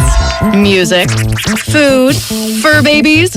Get inspired, create, and share with us. With celebrations, giveaways, IKEA family offers, and live streams with expert advice. It's all happening at IKEA Festival. Join us from August 26th through September 10th online or at your local IKEA store. Learn more at IKEA-USA.com. Okay, you know those amazing spots only the true San Francisco locals are in on? Like Square Place. That place with the square pizzas? Or Mama Hoo-Hoo? The spot for sweet and sour chicken that's anything but so-so. Order up! You know, with the Granch dressing. And all the other spots the real SF locals know without us even saying them. Yeah, they're on DoorDash. San Francisco gets it. DoorDash has it. In order for small businesses to thrive, they need to be smart, efficient, agile, staying ahead of the market at every turn, and finding ways to do more with less. That's never been more important than it is right now. So for a limited time, Comcast Business is introducing Small Business Savings, a deal for companies across the country. When you call in now, you can get powerful internet for just $39 a month for 12 months. $39 a month with no annual contract and a money-back guarantee. All on the largest, fastest, reliable network for small businesses with the company that powers more businesses than anyone else. So if you're a small business owner, don't wait. Call and get started today. Comcast Business, powering possibilities. Offer ends 9/21/22. Restrictions apply. New Comcast Business 50 megabits per second internet customers only. Requires EcoBill and AutoPay. Equipment, taxes, and fees extra and subject to change. Call or go online for details. After promo, regular rates apply. Life is hard enough, but BMW ownership shouldn't be. BMW of Fairfield understands that time is your most precious resource, and making time for automotive service can be challenging. So we offer a team of mobile service technicians who will come to you when you need maintenance on your BMW. Contact the BMW of Fairfield Mobile Service Concierge to schedule your appointment. There is a better way to service BMW. Visit bmwfairfield.com/mobile service to book your appointment. Experience the crown jewel of Hot Run with family and friends at America's favorite car show. It's the Good Guys 35th Race Deck West Coast Nationals this weekend at the Alameda County Fairgrounds in Pleasanton. Explore over 3,500 hot rods, muscle cars, and trucks through 1997. Plus, don't miss the Good Guys CPP Autocross Series racing action featuring the Fi-Tech West Coast Shootout. And see who takes home the Good Guys 2022 BASF America's Most Beautiful Award. It's all this weekend at the Alameda County Fairgrounds. Details at good-guys.com.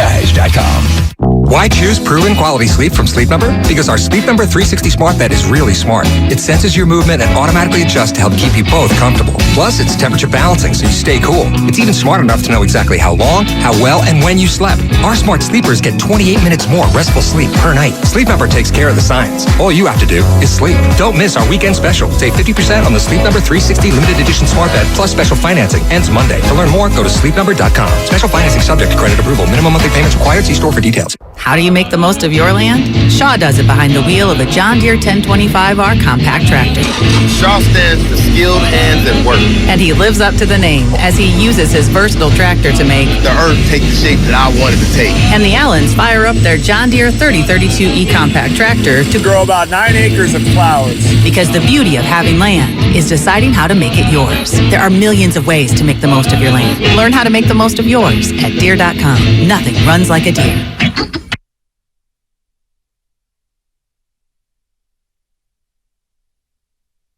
Now back to Damon and Ratto, brought to you by BMW Fairfield on 95.7 The Game. All the shows that you like, all the hosts that you like, all the shows that you don't like, and all the hosts that you can't stand. You can find them all on the Odyssey app. We're all there just waiting for you. New podcasts. There's one right now. Ron Darling and Jimmy Rollins are talking about the unwritten rules of baseball. So all kinds of stuff. Great time to be releasing a baseball podcast with football right around the corner. That's been out for a while, though, hasn't it? I don't know. I've heard it advertised, so that's the only reason I know. Well, you're such a company guy. Oh, I'm a total whore.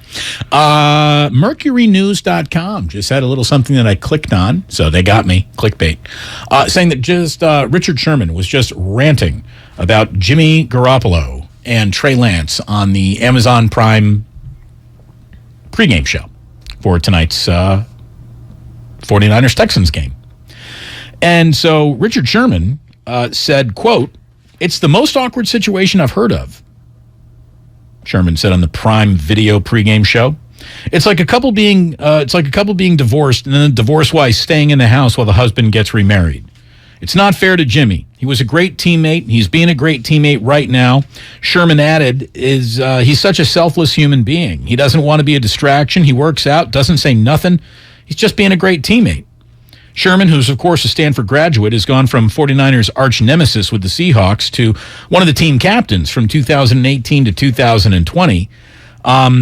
But then, after saying that it's just one big scoop of awkward, which, look, it has been. There's no doubt about it. It has been. He immediately endorsed the decision that Kyle Shanahan has made to go to to go to Trey Lance. Said it's the right move for Kyle Shanahan, and that's what matters. He's looking for a quarterback with mobility, a big arm who can direct this offense. There are certain traits that Trey Lance has that Jimmy just didn't have. There are certain plays that he can make that Jimmy G just couldn't make. Now, Jimmy G did a phenomenal job, took them to 2 NFC championship games in the last 3 years, took them to a Super Bowl, and almost won it. Their expectation for this kid are through the roof. Yeah, there's certainly no doubt about that. And that's something that when Trey Lance says he's not paying attention to the noise around this team, I'm rooting for that as much as I'm rooting for him in any game, because the noise, the minute he has a rough patch, and the rough patch is the only thing I can promise you about this season. It's coming. It's 100% coming. It's 100% coming, and he is going to hear it because you can't tune it out. Because even if you aren't on the internet and you're not listening or watching or reading, you got friends who are, and they're going to say, "Did you hear what so-and-so said?" It's unavoidable. Yeah, and he could say, "No, I don't want to know," but he's going to know. It's how half the journalists who cover the team are going to craft their questions to him throughout the week. Did you hear what this? Did you know that this? Did you see that this? Yeah, and he'll be lying when he says, "No, I don't pay attention to it." But if it's a lie, he's going to have to tell. If it's not lying, it's an absolute blessing to his career. I mean, good luck. But I don't believe it's possible. That's my point. Right. He can try that, and he could try very hard to do that. But the only way that ever goes away is when you put up a resume. And he is at least 5 years from that. Well, again, one NFC title game's not enough, right? Because Jimmy at least got 2. Well, I mean, he'll be compared to Garoppolo. He'll be compared to Joe Montana. I was going to say he'll be compared to early Kaepernick. I mean, there's a long list of guys that they will try to fit him in. Where is he in the continuum? He will hear his name bandied about with Jeff Garcia's. He will hear his name bandied about with John Brody. I mean, just Frankie Albert. Anybody who ever wore the jersey, he's going to be compared to. That's the deal, because that's how psychotic this area is about its quarterbacks. And remember, there's an awful lot of history that actually happened. Then there's reimagined history. There's revisionist history. There's now the history of the multiverse, which, thanks to Marvel movies, I guess we need to consider. Mike Florio talking about what the Niners could have done in their multiverse with another quarterback. For as good as they've been, I mean, they would have won 2 or 3 Super Bowls by now if they had the quarterback position under control. And I just think this is the latest effort for them to clean up this mess they've made the past 5 years in how they've handled the quarterback situation. And at some point, you just have to move on from Jimmy Garoppolo. Now, to Kyle Shanahan's credit, he has moved on from it. But they're still holding out hope for the possibility that lightning strikes somewhere and another team loses a starting quarterback, and they're going to suddenly be ready to give the 49ers what they want for Jimmy Garoppolo. And also, Garoppolo gets paid a lot more than what he would get if he eventually gets cut. That's why he's still on the roster. Mike Florio yesterday with Bonte and Butcher. So, I had the 49ers had a more dynamic quarterback. Are they winning one of those Super Bowls? Maybe. Maybe. I mean, I think it's very strong maybe. You can even round it up to a yes if it makes you feel comfortable. But the notion that there was a quarterback mess is the wrong way to describe it. Jimmy was not a mess. Jimmy left you wanting more. Jimmy had you dreaming of bigger things than were actually delivered. Jimmy might have spent more time in the sidecar that got to the Super Bowl than the actual driver's seat of the car that got to the Super Bowl. But it was not a mess with Garoppolo. It was an injury that I think just kind of changed, more than one injury, their love affair with him. And they really did do the math and say, okay, I think we've peaked. I think we peaked. So it's time, like the great Bill Walsh said, better move on a year too early than a year too late. Yeah, I mean, look, the fact is, it was a mess before Shanahan got here. And Shanahan and Garoppolo actually were the steadiest rudder that the Niners have given us since Jim Harbaugh and Smith to Kaepernick. Now, unless Florio is trying to say that the position has been a mess, in which case that's legitimate because the year Garoppolo went out, the 49ers had two awful quarterbacks on awful teams, in fairness. I mean, Nick Mullins put up numbers, but that was a team that was incapable of winning.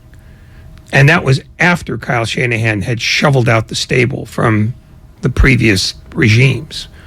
But he got 2 years out of 3 in which they were profoundly competitive at an elite level. So Garoppolo wasn't a mess. Maybe the position was, but Garoppolo clearly wasn't. And the fact that so many people want this era to end is mostly them wanting to apply revisionist history that doesn't actually exist. Mike Florio, again, on the morning roast, kept on talking about Jimmy Garoppolo and what he thinks the Niners ultimately end up doing. And look, I think we all know what they ultimately end up doing, probably cutting him on Tuesday. Deep into camp, we've got one preseason game left. What do you give the 49ers at this point for Jimmy Garoppolo? What do you pay Garoppolo to get him to join your team? He's going to make $24.2 million if the 49ers really are dumb enough to not cut him by September the 10th, and his salary as a practical matter becomes guaranteed for 2022. I still think they'll cut him by then, but who knows? Who knows what they'll do? As we were talking about earlier, the last thing that they control with Jimmy is the timeline of him ending up with whatever team wants to come for him. And if that team were Seattle, and look, I'm glad that Sean Salisbury completely debunked the whole, is there really anything that Jimmy could tell Pete Carroll that Pete Carroll wouldn't already know? And but for a few tendencies that he might have gleaned, there really isn't much. There isn't much transfer of information. There isn't much of an interrogation that Pete Carroll could get out of Jimmy Garoppolo, which would dramatically affect a chance to then beat the 49ers. But maybe Jimmy on the field changes that for the Seahawks. And the Seahawks are going to be here week 2. The home opener is against the Seattle Seahawks. And if you really want to talk about awkward situations, find me. What's a more awkward situation than Jimmy having Trey Lance, the incumbent, in his rearview mirror all of last year? Would be for the incumbent to be installed as the incumbent. The incumbent is the guy who's got it. So the heir presumptive finally shows up, and you are now king. There, you're better now. Thank you very much. Although incumbent, I'm gonna see if that could be a word somewhere. Incumbent bund, like in a tuxedo. Yeah, that's the right. But it's what's the most awkward thing that ever happened in the history of 49ers quarterbacking? I'll tell you what it would be Jimmy Garoppolo showing up and winning the home opener right there on the turkey on the 50 field with the Seahawks. I'll be honest with you. I don't know that Jimmy Garoppolo won more than 3 games his entire time here. I think for the most part, he was on teams that won. Yeah. And Kyle Shanahan's whole thing has been, is, and will always be, we're not going to be governed by our quarterback. we'd like the best quarterback we can have, but we're not going to lean on him as our only way toward success. No, but the minute he's got a guy who can spin it, they're going to spin it more. Well, they go. No, I'm not saying that they won't do that, but his philosophy, it's very clear. We win with defense. That's how we do this. Defense, ball control, all those things that your grandpappy told you about, they still do apply to this league. Yeah. We were just talking with Trey Wengo just yesterday, and he said what has always mattered about the Niners is what's around the quarterback. It is a quarterback-driven league, there's no question. But the way Kyle Shanahan operates, and especially the way he's operated since he's been in San Francisco, is what matters most is around the quarterback. Jimmy Garoppolo is the ultimate, swing state in an election when it comes to this. For example, if you go strictly by the numbers, as a starter, Jimmy Garoppolo's teams are 33-14, which is really, really good, right? He's one of only 9 quarterbacks since 1950 to have a winning percentage of over 700, minimum 30 games. So that sounds wonderful for Jimmy Garoppolo. But here's the part where I tell you he's averaged 1.5 touchdown passes per game, and he's had more 0 touchdown pass games, 8, than 3 touchdown pass games, 6. San Francisco is about what's around the quarterback, perhaps more than any other team in the NFL. And thank goodness we are right around the end of the preseason, and that's good news. By the way, welcome everybody to your 5 o'clock hour. You're listening to 95.7 The Game, KGMZ-FM and HD1 San Francisco. Always live on Twitch, YouTube, and the free Odyssey app. Damn well better be free. Comcast Business Text Line. Blocking and tackling, Damon. Anything else just sells tickets. The old guy at my practice, he was right. He was right every single time he said it. That's all he said, and he was right every time.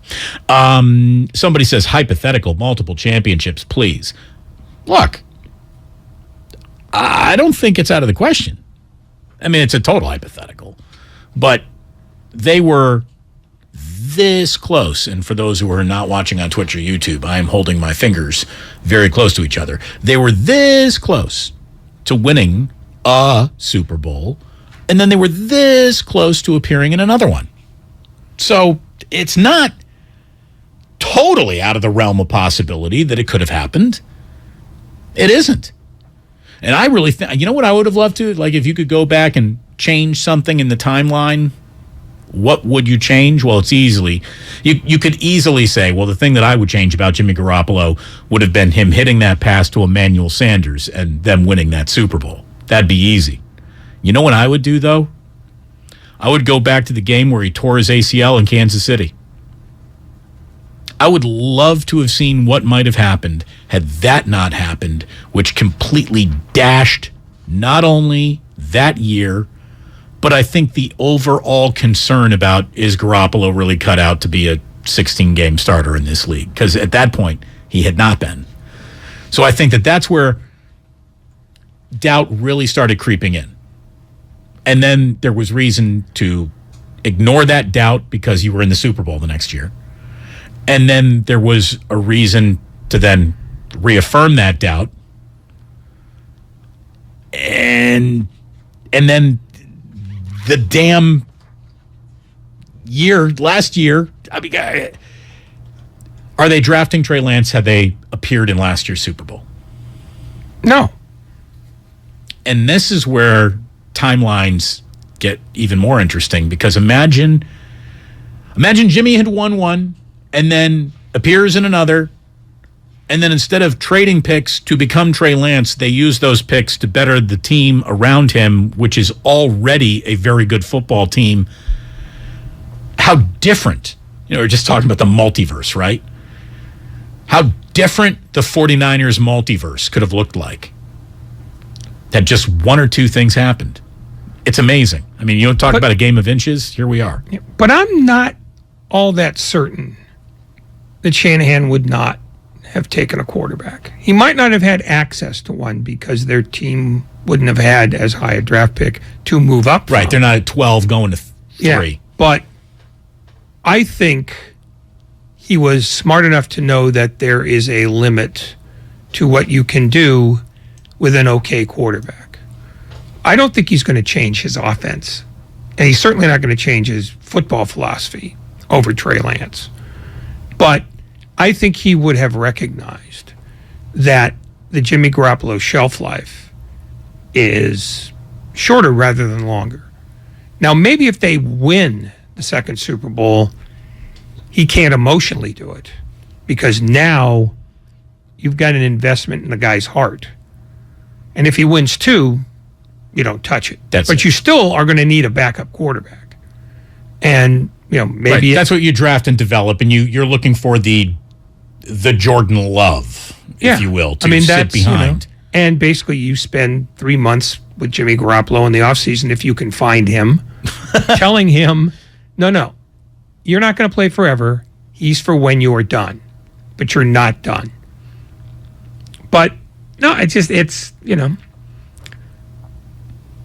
there's only the reality you got. There's an alternate universe somewhere where Jimmy Garoppolo is Tom Brady. There's also an alternate universe where he is Geno Smith. And there's a bunch in the middle, including a bunch where he doesn't even exist at all.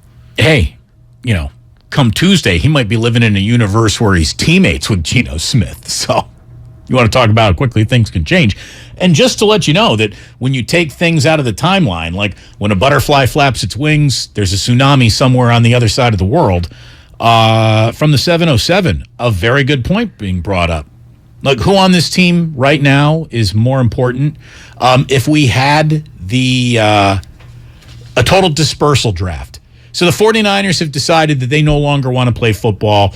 Jed's not selling the team. He's shutting the operation down. And everyone in the NFL gets to draft the 49ers 53-man roster. And the Tennessee Titans, Ray, have the very first pick. Who do you think they're taking first overall? Oh, Trent Williams. See, I think it's Nick Bosa. But you could be right, but I think since you chose Tennessee and not somebody else, I think they believe they're close enough to winning a Super Bowl where if they have one elite player. I just took Tennessee's name randomly out of the hat. Okay, but I made that assumption based on Tennessee. With a lot of teams, I'd have said Nick Bosa. You're absolutely right. Yeah. But for a team like Tennessee that, had the best record in the AFC, sign me up for that. Because one guy makes the difference, and he's that guy. From the 707, if Garoppolo doesn't tear that knee, then there is no Nick Bosa. It's true. That's also true. It's very true. It's very, very true. Why, if he had stayed healthy, they'd have been awful. Hey, I mean, who knows? Who knows? But it's amazing how the most well-constructed or poorly constructed plans really are just the results of a million different random things that either did or didn't happen. And it's like that on every team, in every sport. I mean, it's the reason why Garoppolo is still here and not playing on another team already. Because nobody's gotten hurt enough to make him desirable. And earlier today... But with any good luck, maybe tonight 4 guys get carried off. Tonight could be the night. There's no doubt about it. Let's keep a good thought. Yeah, John McClain, who has covered the sport of football since they invented first downs, was on with Willard and Dibbs today. And he was talking about how, Garoppolo is a guy he would have liked to have seen played in early preseason games, if nothing, just to show the rest of the NFL this guy can still throw it around a little bit. And maybe then an actual trade might have happened. And I'd be leery of trading Garoppolo unless I saw him play in preseason. He could throw the ball. I don't care what the Niners say.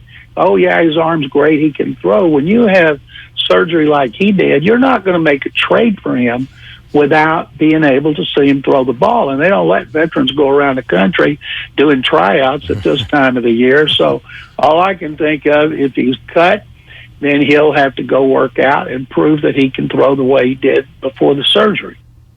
Trey Wingo. We're surrounded by Treys these days. Trey Sermon, Trey Lance, Trey Wingo. By the way, that's Trey of them. 3. Stop it. I'm not the one who did it. Chastise yourself. Stop sighing. Say you're sorry. I won't.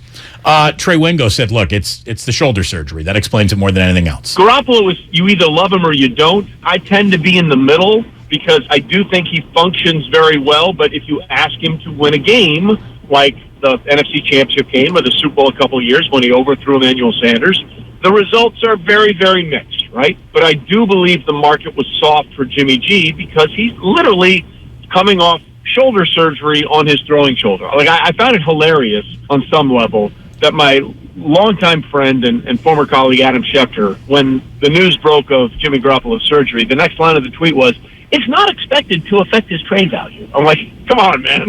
Like, we all know where that's coming from. Like, we know who you're getting the information from. I mean, that's clearly coming from Jimmy Garoppolo's agent because anybody knows with a grain of salt in their brain that if you have a quarterback that just had a shoulder surgery on his throwing shoulder, it's going to affect your trade value. From the 707, quick question. Aren't you tired? Oh, no, this is from the 925. Aren't you tired of talking about Jimmy? Like, can't wait for a new storyline. I'm going to say the same thing that you're going to feel once he's gone. You're going to miss him when he's gone. And in a weird way, we're going to miss him when he's gone. Jimmy has been some of the easiest sports talk radio that has ever been hosted in this town. It's been a fascinating discussion. Either way, no matter how you felt about him, you spent a few weeks being right, and then you spent a few weeks being wrong, and emotions changed, and people were heavily invested in then heavily getting out of the investment. I mean, it's just been fascinating. I remember, so I'm brand new across the street, and I was talking to Ralph Barbieri, one of our first conversations, and he just told me, like, "Oh, you should have been here for Joe versus Steve. It was the easiest thing that you could have ever done." You just open up the phone lines. You say, "Joe, or you Steve?" 4 hours would go by, and the show would be over. I'll tell you one other reason why people will miss Jimmy Garoppolo when he's gone. The alternative would have been Kirk Cousins, and the people in this town would have hated him. They might have hated him. And he is a combination of flashy and ordinary all at the same time. But the man's got some arm talent. And I wonder if that arm talent playing for the Niners doesn't change things. I mean, not with those receivers, it wouldn't. Last year they were a running team, and their best running back was a wide receiver. So. Sure, but you still had Deebo Samuel, you still had George Kittle, and you still had Brandon Ayuk. And by the way, those guys are all back this year. So they're good. They're good. They might not have played well, and that could have been on Jimmy. Who knows? Who knows why those receivers weren't truly unlocked? Maybe it was Garoppolo. Maybe it was them. I don't know. Well, on the other hand, Kirk Cousins has had good wide receivers in Minnesota. Yes, he has. Done squat-ola with them. Well, but again, is that I think are the Minnesota Vikings not going to the playoffs because of Kirk Cousins, Adam Thielen, and Jefferson, and Dalvin Cook, or is because their defense couldn't stop a running sink? Well, that, again, more unknowables. But I think Kirk Cousins is the kind of guy who has the arm that makes you fall in love, but has the weird other things that make you hate that you ever loved him. In a lot of ways, he's a bit like Jeff George, who had an enormous arm. He's like the poster boy for great arm, bad everything else. Yeah, I mean, you couldn't find 10 people in Minneapolis, St. Paul right now who like their quarterback situation. They're done with him. Yeah. And I think there are just some guys who are that guy. Oh, yeah, and he's a huge pain in the rear end. There is no doubt about that. I can't wait for football season to get here. Football season is almost here. Preseason is almost over. It'll be over for the 49ers tonight. We're going to get our rosters 1 o'clock on Tuesday, and then we will know. We will know what's going on. And I can't wait to see who ends up making this team, who didn't make the team, then how many of the guys who actually get cut around here end up in other NFL situations? That's always a test of how good are you. How about the guys who didn't make your team?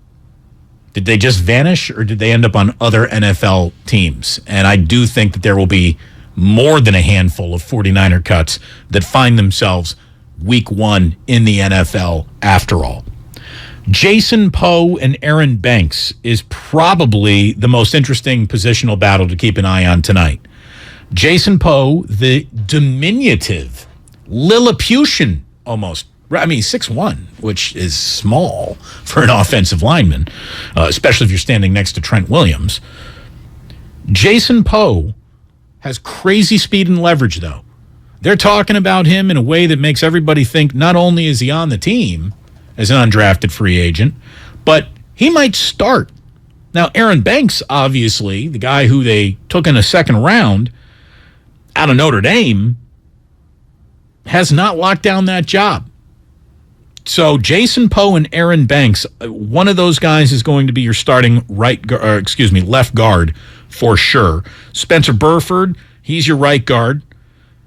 When Jake Brindle comes on back, he's a backup center. Jake Brindle is your center. When Daniel Brunskill comes on back, he is your backup center, backup either guard. You're going to see him. Justin School, probably your swing tackle. And hopefully McGlinchey gets healthy here. Hopefully Williams stays healthy. This offensive line figures out a way to come together. 49ers are going to have a very good year. And if they don't, they won't. Anything's up for grabs, exactly. Yeah. They're still going to have a year where they're going to be in a playoff conversation towards the end of the year if this offensive line fails them a little bit, because that's how good that defense is going to be. They will be a team that can go out and win 13-10. They won't be able to do that every time. No, you don't want to. It's not the formula. No, but what I'm saying is, if their offensive line is not good, maximum 9 wins, more likely 8. Because defenses, the more you ask of them, the faster they wear down. And one of the things that Kyle Shanahan has been adamant about is that he wants the ball for 35 minutes, so his defense only has to play for 25. Reverse those ratios, and you got problems. And if you have a bad offensive line, you'll be punting a lot more. So that's the only reason I say that, is that a very good defense can become ordinary if they're asked to do a whole lot week after week. It's a game of attrition. It's a game of attrition.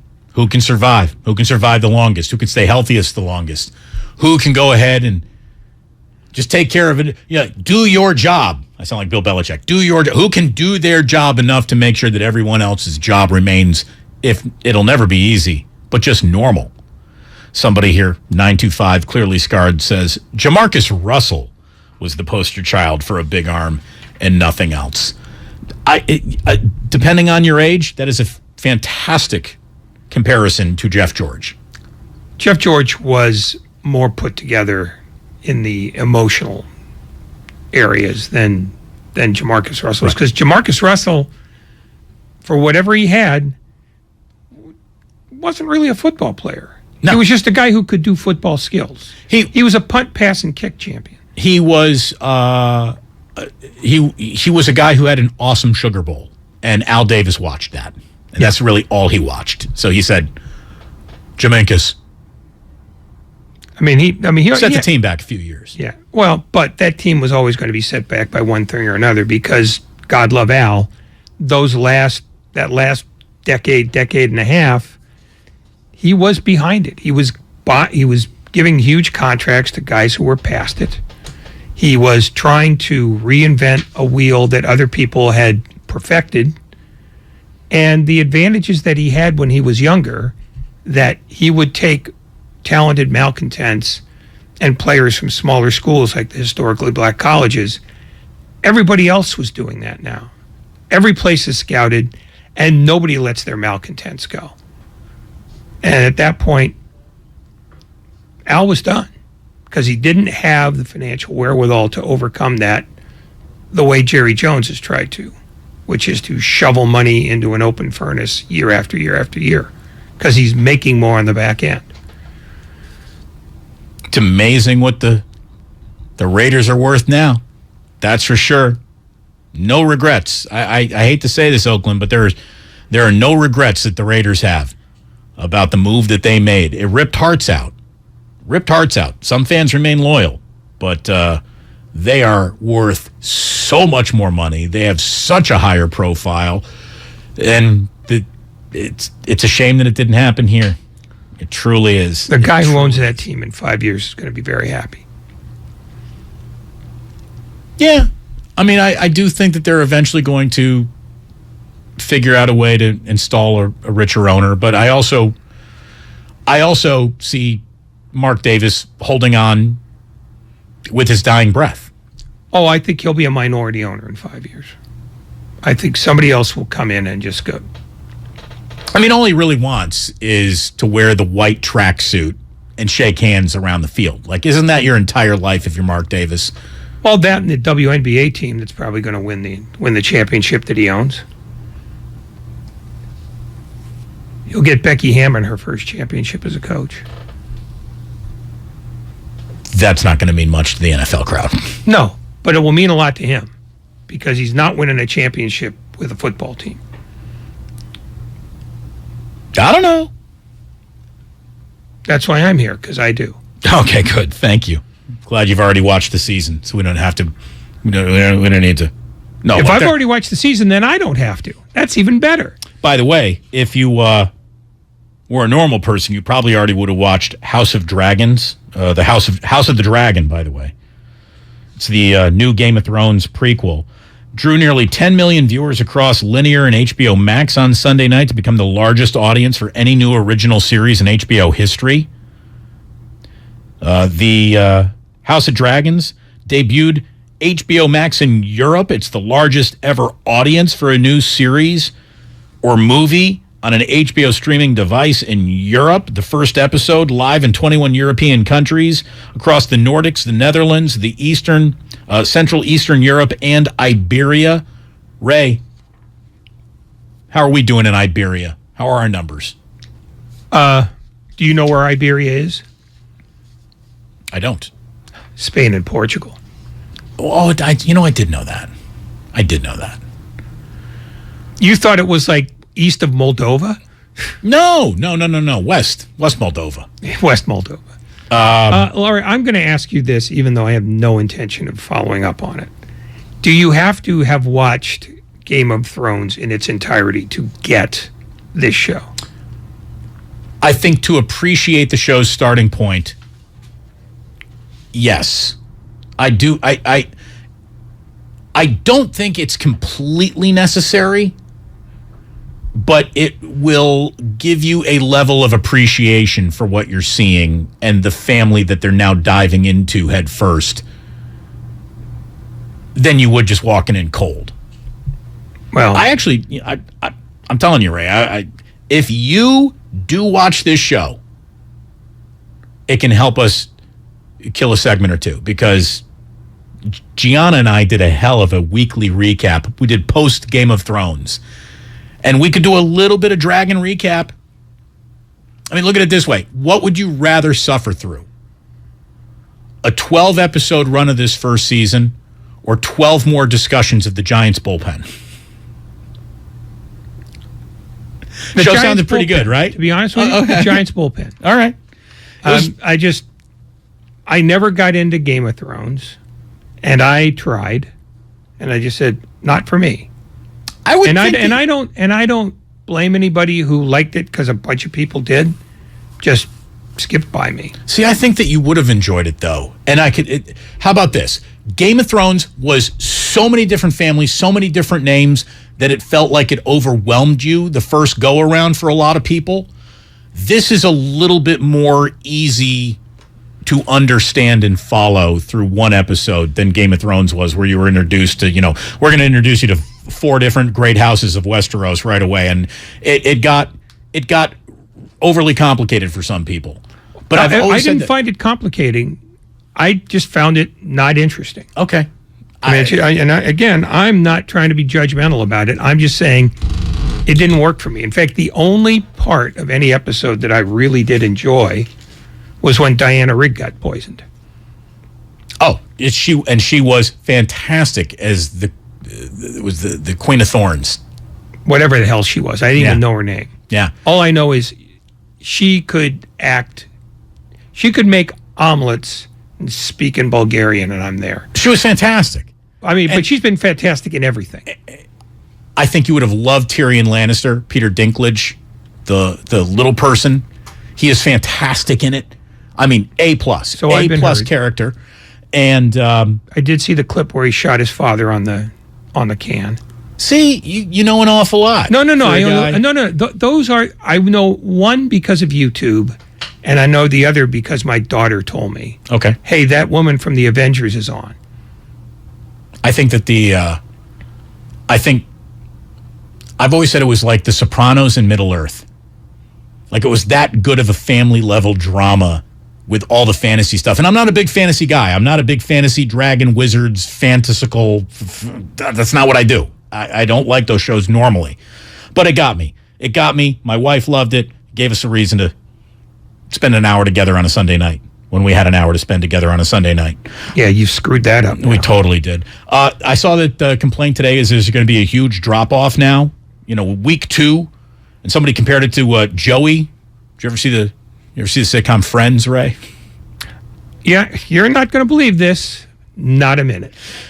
So it was popular. So I heard. It would not have aged well for nothing but white people with nary a black person ever on any episode the entire time. Like, you want to talk about, 6 totally white, completely heterosexual people. Like, Friends could not happen again. Hollywood would not release it. Joey was the spinoff. It debuted to 18.9 million viewers. And then the next week it dropped to 15, then the next week it dropped to 14, and the next week it dropped to 12, and then it dropped to 7, and it was bad. It's one of the all-time massive pilot debuts, and everyone's screaming, this is going to be huge, to nobody watched it, and it was canceled a year and a half later. That sounds like... the XFL. Well, it sounds like all of those leagues, but it sounds like a television executive was trying to make taste for America. And that never, ever, ever, ever, ever works. When you find a show, you've tripped over it. Oh, you're an executive. Absolutely. You get lucky all the time. I mean, they thought Seinfeld was going to be a flop when it came out to very tepid fanfare. And then someone was like, nah, stick with it. And look what happened. There are already people who are like, will House of Dragons maintain its audience from one show to the next? Well, people have no appreciation other than to compare something to someone else's success. It's like, is that all we do now? Is that all we measure? This is what this one person did. This is what that other person did. And even though they were totally two unique and entertaining things, this one doesn't measure up against that one. So therefore, that one's a failure and that one's a success. Like, I hate that that's the world we live in. It's like the people who criticize Apple for not reinventing how the entire world communicates every 3 years. Like, how many iPhone ideas you got? I got one idea. Maybe use the same plug for every iteration of your phone. Wouldn't that be nice? But then you didn't have to go out and buy the new plug and the new But that's my point. I mean, that's how they get you, Ray. Yeah. Planned obsolescence is an evil. It is. Ray has never seen Friends. Even for Ray, that's amazing. Look, I didn't watch much. It was huge when I was in college. Like, people would get together and watch, and if there were enough girls at the party, I would show up and watch it too. But I was just not into it. I didn't do Friends. My daughter binge watched it, and she was barely alive when it started. But she likes it, and she says, would you watch it with me? And I said, absolutely not. No. It's not my show. It's your show. I want to tell you about some friends that I grew up with. The Bears still suck. The Bears still suck. The Bears still suck. The Bears still suck. They really, really, really, really, really, really suck. Yes, the Bears still suck. Hear what Mike Martz had to say? Mike Martz, former Bears coordinator, so, jaded bitter is the way that this is playing in Chicago, thinks that this team could go down as one of the worst of all time. Mike Martz, quote, I don't know if I've seen an offense that bad in talent since the 0-16 Detroit Lions in 2008. Martz just wrote this for 33rd team. There they are, 33rd team. I tell you, this went from a non-existing media entity to they keep popping up all the time now. So there you go. They got the right muscle and promotion behind them, obviously. Quote, they just don't have anybody there. It's a bad football team right now. And he's right about that. I'll tell you, they're not going to be 0-17. Like, that defense isn't going to give up 32 points per game like that Lions team did. That Lions team was basically Dan Orlovsky throwing to Calvin Johnson, and that was it. That was the entire team. That was the entire offense. And if you shut that down, that was that. That's all they were. This Bears team is just going to be Justin Fields behind a shaky O-line throwing to Darnell Mooney. David Montgomery is going to be okay running the ball, but again, shaky offensive line. Rookie head coach, new offensive coordinator, but they do have a defense. That defense is winning 3 games this year. 3 games. I'm going to set the over-under on Bears season total wins at 5. Take the under. I wonder what Vegas set it at. I don't even know. I'm just pulling that out of my rear end, like most of the things I talk about here. But what is the Vegas over-under? I don't know off the top of my head, and I'm too lazy to look, but I'd say it's probably like 5, 5.5. Yeah. Don't go much lower than that. Yeah, I'd take the under there. Someone's like, Friends actually had one black character. Well, I must have missed that episode. Because I don't remember. I don't remember. But I'll take your word for it. Thank you very much. Yeah, Bears are going to be awful this year. They'll beat the Lions once. Although, I will say something that has been nice about the Giants having a couple of dark days. There's been a few dark days. But I mean, like, they're not playing, or they play during the day, so I go home at night and I'm not watching Giants baseball at night. So I did. Oh no, what was I? On Tuesday I was at the Killer Show. That's why I didn't watch Hard Knocks live. But I did watch it yesterday. Dan Campbell. He's a national treasure, Ray. He really is. Doesn't matter if you have one ass cheek and 3 toes. I will beat your ass. This is how this week's Hard Knocks opened, with Dan Campbell.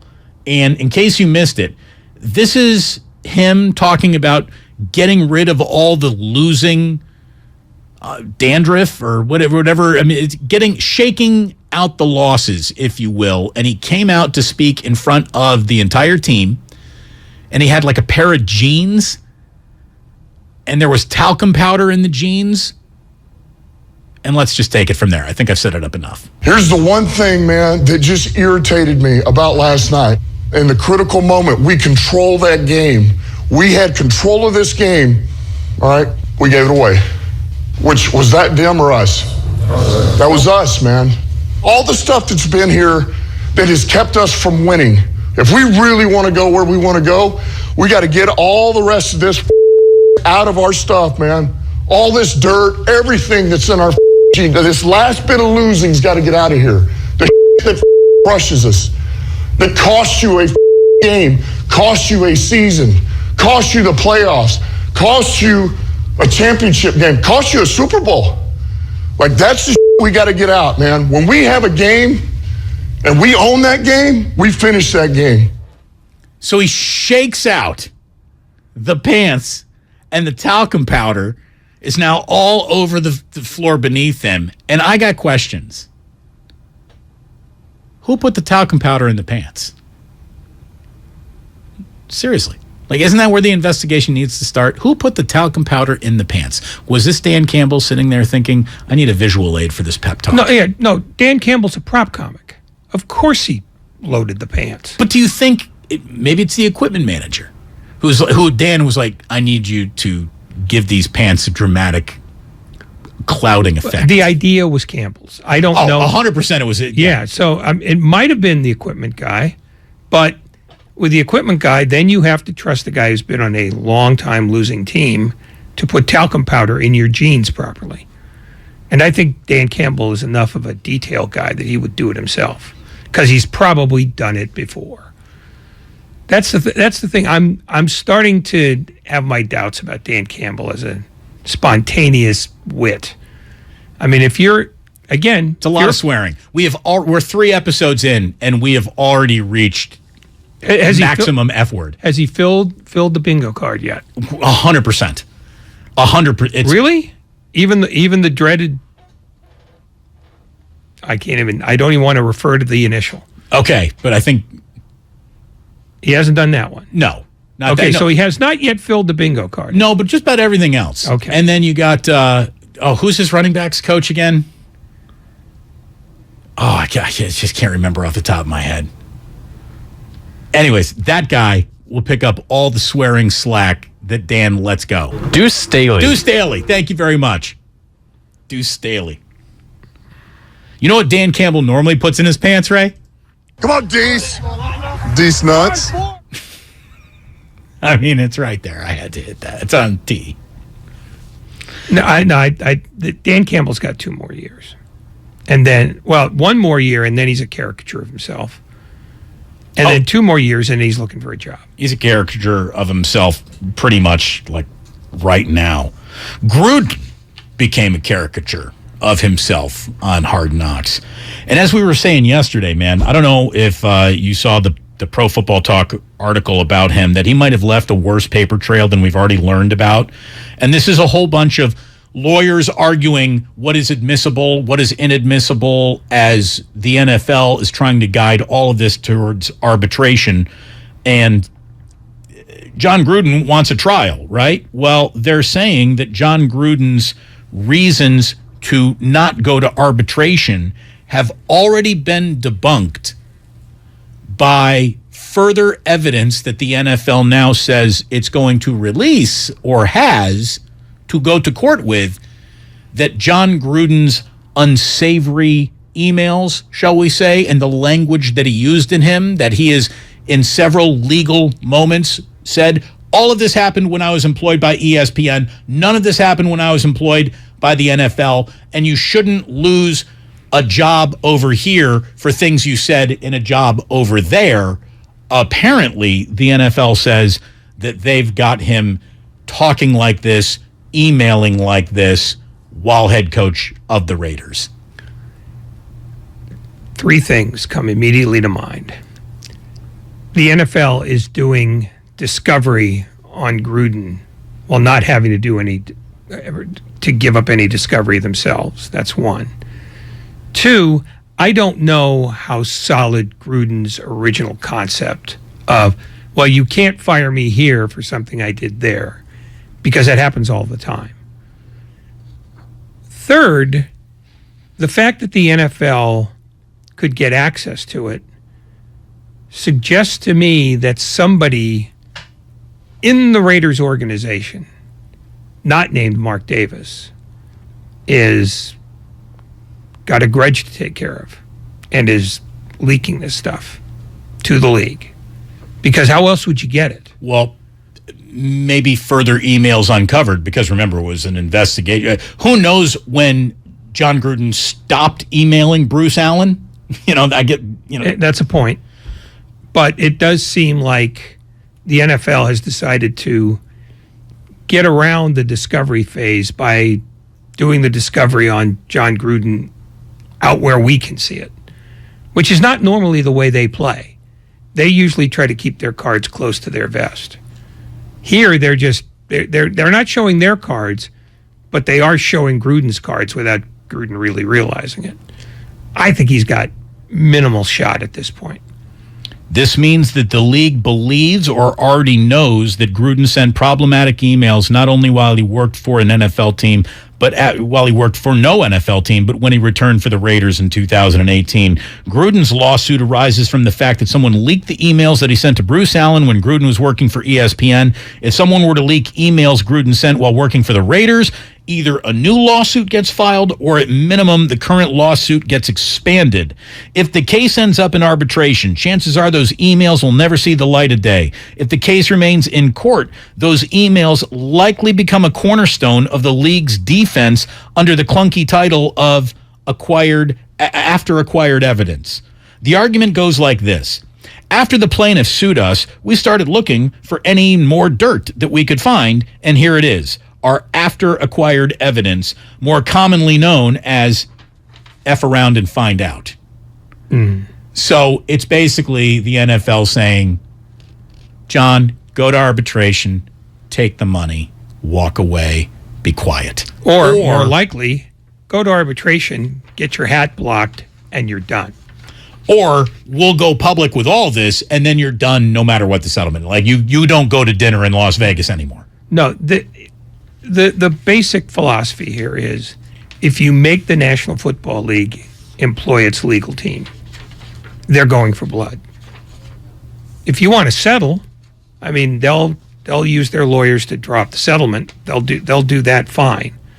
But if you want to try to go to the mat with them, they will simply try to crush you just by the throw weight of the number of lawyers they can beat you with. The NFL can go to the mattresses, Sonny.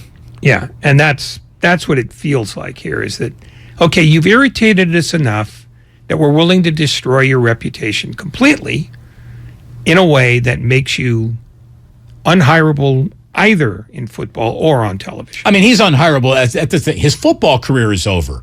The punditry career still remains. The NFL might be able to say, really, John, you want to go for it?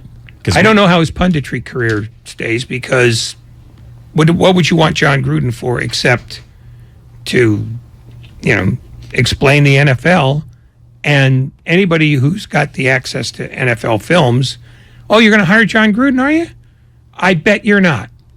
Because the NFL hires all those guys. I'm thinking like local affiliate stuff. I mean, he's never going national again. Can he go local? Anyway. Would he want to? I don't know. I mean, fame is addictive. And if all you get is the lowest rung of the ladder, you might still want to cling to it. It's sad, but these things happen. You know what also is sad, but these things happen normally on a Thursday afternoon? We have a Thinking Man's Thursday. Grandy has come up with us something for us to think about, Ray. So, are you ready to do some thinking? No. This is all going to be University of Oregon related. It'll get you to 555. 54. 54, so stick around. Who are you trying to screw? You. Damon and Ratto here on 95.7 The Game, brought to you by your favorite team shows and podcasts now on the Auto. Another one of those? Come on. Have you been in a car accident? Chilton Auto Body has 15 convenient Bay Area locations to help restore your vehicle to pre-accident condition. Chilton Auto Body is also actively hiring for all positions. For more details, head to chiltonautobody.com. The Bay Area's leader in collision repair. Alice in Chains and Breaking Benjamin. Live in concert this summer with Bush, plus special guests at Shoreline Amphitheater, September 5th. Get tickets now at livenation.com. Get up and get outside this summer with Alice in Chains and Breaking Benjamin. Life is hard enough, but BMW ownership shouldn't be. BMW of Fairfield understands that time is your most precious resource, and making time for automotive service can be challenging. So we offer a team of mobile service technicians who will come to you when you need maintenance on your BMW. Contact the BMW of Fairfield Mobile Service Concierge to schedule your appointment. There is a better way to service BMW. Visit bmwfairfield.com/mobile service to book your appointment. Are you ready for your palm reading, my dear? Yeah, let's do this. I sense that you crave something. More reliable. Right. You know you deserve better and want out of a relationship. Yes, with my big name wireless carrier. You're who now? My big name wireless carrier. That's why I switched to Xfinity Mobile. Now I get unlimited with 5G for $30 per month on the most reliable 5G network. Let's talk about your aura. It's so... And get this. They can even save you hundreds a year on your wireless bill over T-Mobile, AT&T, and Verizon. Wow, that's actually really impressive. Yep, but you already knew that, didn't you? Oh yeah, I definitely saw this coming. Start seeing savings today. Switch to the fastest mobile service, Xfinity Mobile. Now with the best price on 2 lines of unlimited, just $30 a line per month. Switch today. Xfinity Internet required. Price comparison for 2 unlimited lines under available 5G pricing plans of top 3 carriers. Taxes and fees extra. Reduced speeds up to 20 gigabytes of usage per line. Most reliable based on root metrics, US report. Comcast analysis of mobile Wi-Fi and cellular data from Ookla Speed Test Intelligence Q2 2022. Everything, our farm, our stand, our pop-up shop, it really all started when we discovered the benefits of local, raw honey for our family. And then we decided to turn it into a business. We were looking for something to help us get up and running. So we got the Chase Business Complete Banking Account. It's more than a bank account. It comes with Quick Accept, which lets us take card payments anytime, anywhere in the U.S. using the Chase mobile app. Plus, we get same-day deposits at no extra cost. For us, it's more than honey. It's about sharing a little sweetness with the world. Get the Chase Business Complete Banking Account with the essentials you need to help get your business going. Learn more at chase.com/business-complete-banking. Chase for business. Make more of what's yours. Quick Accept is not available in U.S. territories. Enrollment required. Usage subject to approval. Same-day deposits available for payments before 8 p.m. Eastern Time, Sunday to Friday. Fees and rates apply for checking and processing. Limitations and restrictions apply. Participants compensated. Merchant services provided by Payment Tech LLC and WePay Inc. Subsidiaries of J.P. Morgan Chase Bank and a member FDIC. Don't waste your time trying to sell your old car. Donate it to Cars for Kids. It's the easiest and fastest way to donate your car and get a tax deduction. Donate online at carsforkids.org. That's cars with a K. 1-877 Cars for Kids. Donate your car today. The Golf Mart, home of the 90-day 100% satisfaction guarantee, serving Northern California golfers for over 30 years. That's the sound of a crack in the ceiling found at a home inspection. But with a Realtor by your side, a newfound leak might only cause minor worries. With their expertise, a Realtor can suggest a credit at closing and even connect you to a contractor to help you shore up that leak and alleviate your worries. When it comes to cracks in your plans, the expertise of a Realtor can make all the difference. The difference between an agent and a Realtor is real. Realtors are members of the National Association of Realtors. That's who we are. When people have a craving to explore new and traditional Asian cuisines, they head to P.F. Chang's, where scratch-made dishes come from the 2,000-year-old tradition of wok cooking. P.F. Chang's wanted to explore new possibilities for their website. They turned to AmericanEagle.com. AmericanEagle.com re-architected P.F. Chang's website, integrating multiple third-party systems to create a unified digital experience. The results? Improved page speed and performance, personalized content based on users' location, intuitive online ordering, an increase in organic search visibility, and a 40% increase in new users. For scratch-made Asian cuisine, visit your local P.F. Chang's or go to pfchangs.com for website design, development, digital marketing, and hosting that produce efficiency, revenue, and results. Visit AmericanEagle.com. P.F. Chang's and AmericanEagle.com. Another example of the best businesses in the world, turning to the best in the business for websites. Go to AmericanEagle.com or call 877-WEB-NOW1. That's 877-WEB-NOW1. It's time to say goodnight to that check engine light with the free AutoZone Fix Finder service. It'll help troubleshoot the likely cause of your light for free, so you can drive with peace of mind. Restrictions apply. Get in the zone, AutoZone. Here's what happened today on The Game. Presented by the County of Santa Clara.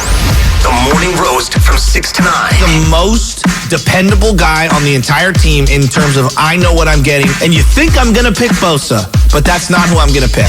I'm going to pick Eric Armstead. Willard and Dibbs from 9 to noon. I am so high on this team going very far if the offensive line blocks. Right. That's literally the one thing I'm asking for this year. Steiny and Guru from noon to 3. You got too much weaponry, man.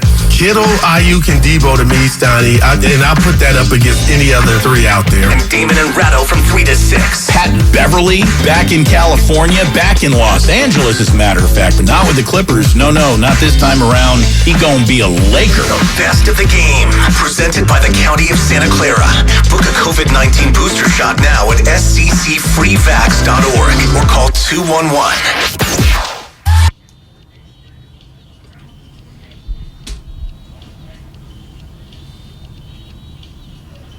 Now back to Damon and Ratto, brought to you by BMW Fairfield on 95.7 The Game. All right, we are about to do some thinking. You've all been warned, but first, Dublin Marge here.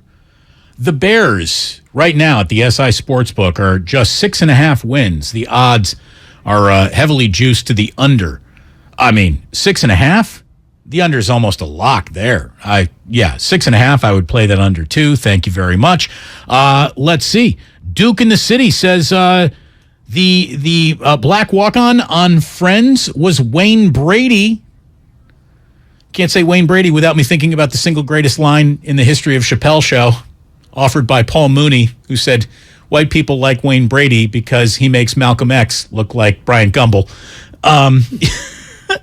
And Paul Mooney was a genius. He was. And then let's see. No, he makes Brian Gumbel look like Malcolm X was the line. Sorry about that. I got confused. And then someone said here that also on Friends, the other character was Gabrielle Union, Dwayne Wade's significant other. You don't have to tell me who Gabrielle Union is. She's famous, of course. And she was a paleontologist, apparently pursued by Ross and Joey. Okay. I feel like we've all learned. Let's learn a little more, shall we?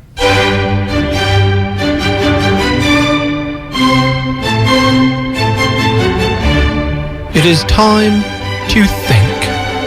Thinking Man's Thursday starts now with Damon Bruce and Ray Ratto. Oh my. I'm feeling more academic right now. What do you got for us, Grandy?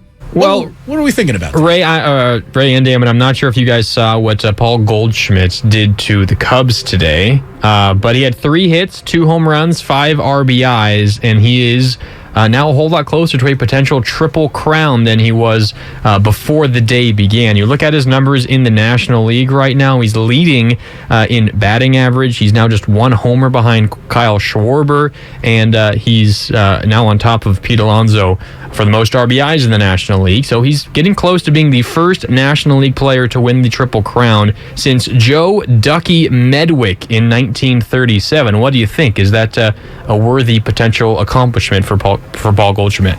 Absolutely, man. Triple Crowns are like one of the coolest things you can do as a hitter in Major League Baseball. They are hard to pull off because not only do you have to have the power, and you need at least the team around you to provide you with all those RBI opportunity. You got to come through in them, and you got to hit for average. I mean, the Triple Crown to me is like winning a Triple Crown is cooler than winning an MVP. You win the Triple Crown, you get the MVP. The Triple Crown guarantees you the MVP almost. Not once, right? Didn't Joe DiMaggio win a Triple Crown and they gave it to somebody else? Gave it to Ted Williams. Ted Williams, that's right. But that's when voters were slightly dimmer than they are now. Oh, yeah. What an informed electorate baseball truly has. You don't think it's better than it was? Might be. Okay, that's all I said. Might be. But yeah, I mean, that would be... I mean, he's a lock now to win the MVP. Goldschmidt? Yeah. Feels like it. I mean, just based on the fact that he's been the most important player on a team that is all of a sudden the 3rd best team in the National League.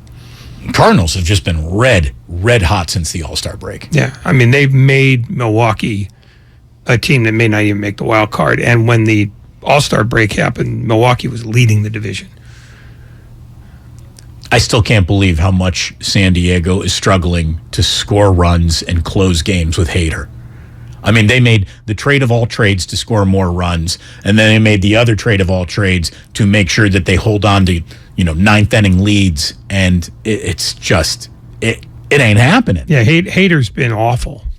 The reason why, one of the immediate reasons why they went out and got Soto is because they were under the assumption that once they got him and Tatis showed up, they would have a lineup that you couldn't pitch to. Now, as it turns out, they're not getting Tatis, and they still have the problems at the bottom of their lineup that they've had all year because they're like 24th in homers with that team. That's nuts. Yeah, I mean, they've I don't want to say they've underachieved because they've never been fully whole, but nobody's fully whole. I mean, so you got to be better. You got to be better than 19 and a half out. Machado was your early MVP National League candidate. It's Goldschmidt now. Was anyone creeping up there in the middle for him? I think there was some discussion about Alonso. Yeah. For a while. Yeah. So the Yankees just swept the Mets, right? They won 2. They didn't win all 3? Well, they didn't play 3. That's one of the other good things about the new schedule. There are fewer of those 2-game series that are just so annoying. I hate them. You can't even call them a series. Seriesette. A set. Somebody on the text line wants to know, since we have established the series that you don't watch, Ray, any series that you do watch? Taskmaster. What is Taskmaster? It's a British. It's 5 comedians given preposterous tasks by 2 other comedians, and it's an hour long if you include commercials, 45 minutes if you don't, and it's a howl. Where do we find such a show? You can find some on YouTube, but mostly you've got to pirate it because they're now much better at yanking them off YouTube as soon as they show up.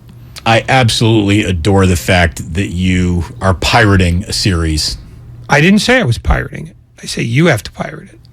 Well, how would a guy like me not be able to? How can I watch a show legally? Is it BBC America? Is it? No, they're not. It's not a BBC show. I love how the one series that you watch is unavailable to the rest of us. No, you could. There are enough people in your circle of friends who are aware of it and are aware of how to pirate signals. You can get this done. You can get it done in half an hour. In fact, you could get Jack to do it. Grandy, quick show of hands by everybody who's sitting in that green room right now watching football. Ask have any of them ever heard of or seen the show Taskmasters? Raise your hand. Anyone? Did any hands go up? You don't hang around with them. You hate them. Taskmasters. Anyone? No. 0 hands. 0 hands. Oh, they're watching an exhibition game. How smart are they? You just appeal to the masses like no one else, Ray. I'll tell you what. I'm rooting for the Meteor. Hey, I kept you here. Late again, you bastard. I win. Ray was here to... this is like 55-30. He's taking his headphone off. He's now pissed. I love it. Sterling, thank you very much. Grandy, thank you. Ray, thank you. Thanks to Sean Salisbury. I'm Damon. Sports don't build character. They reveal it. And like that, he's gone.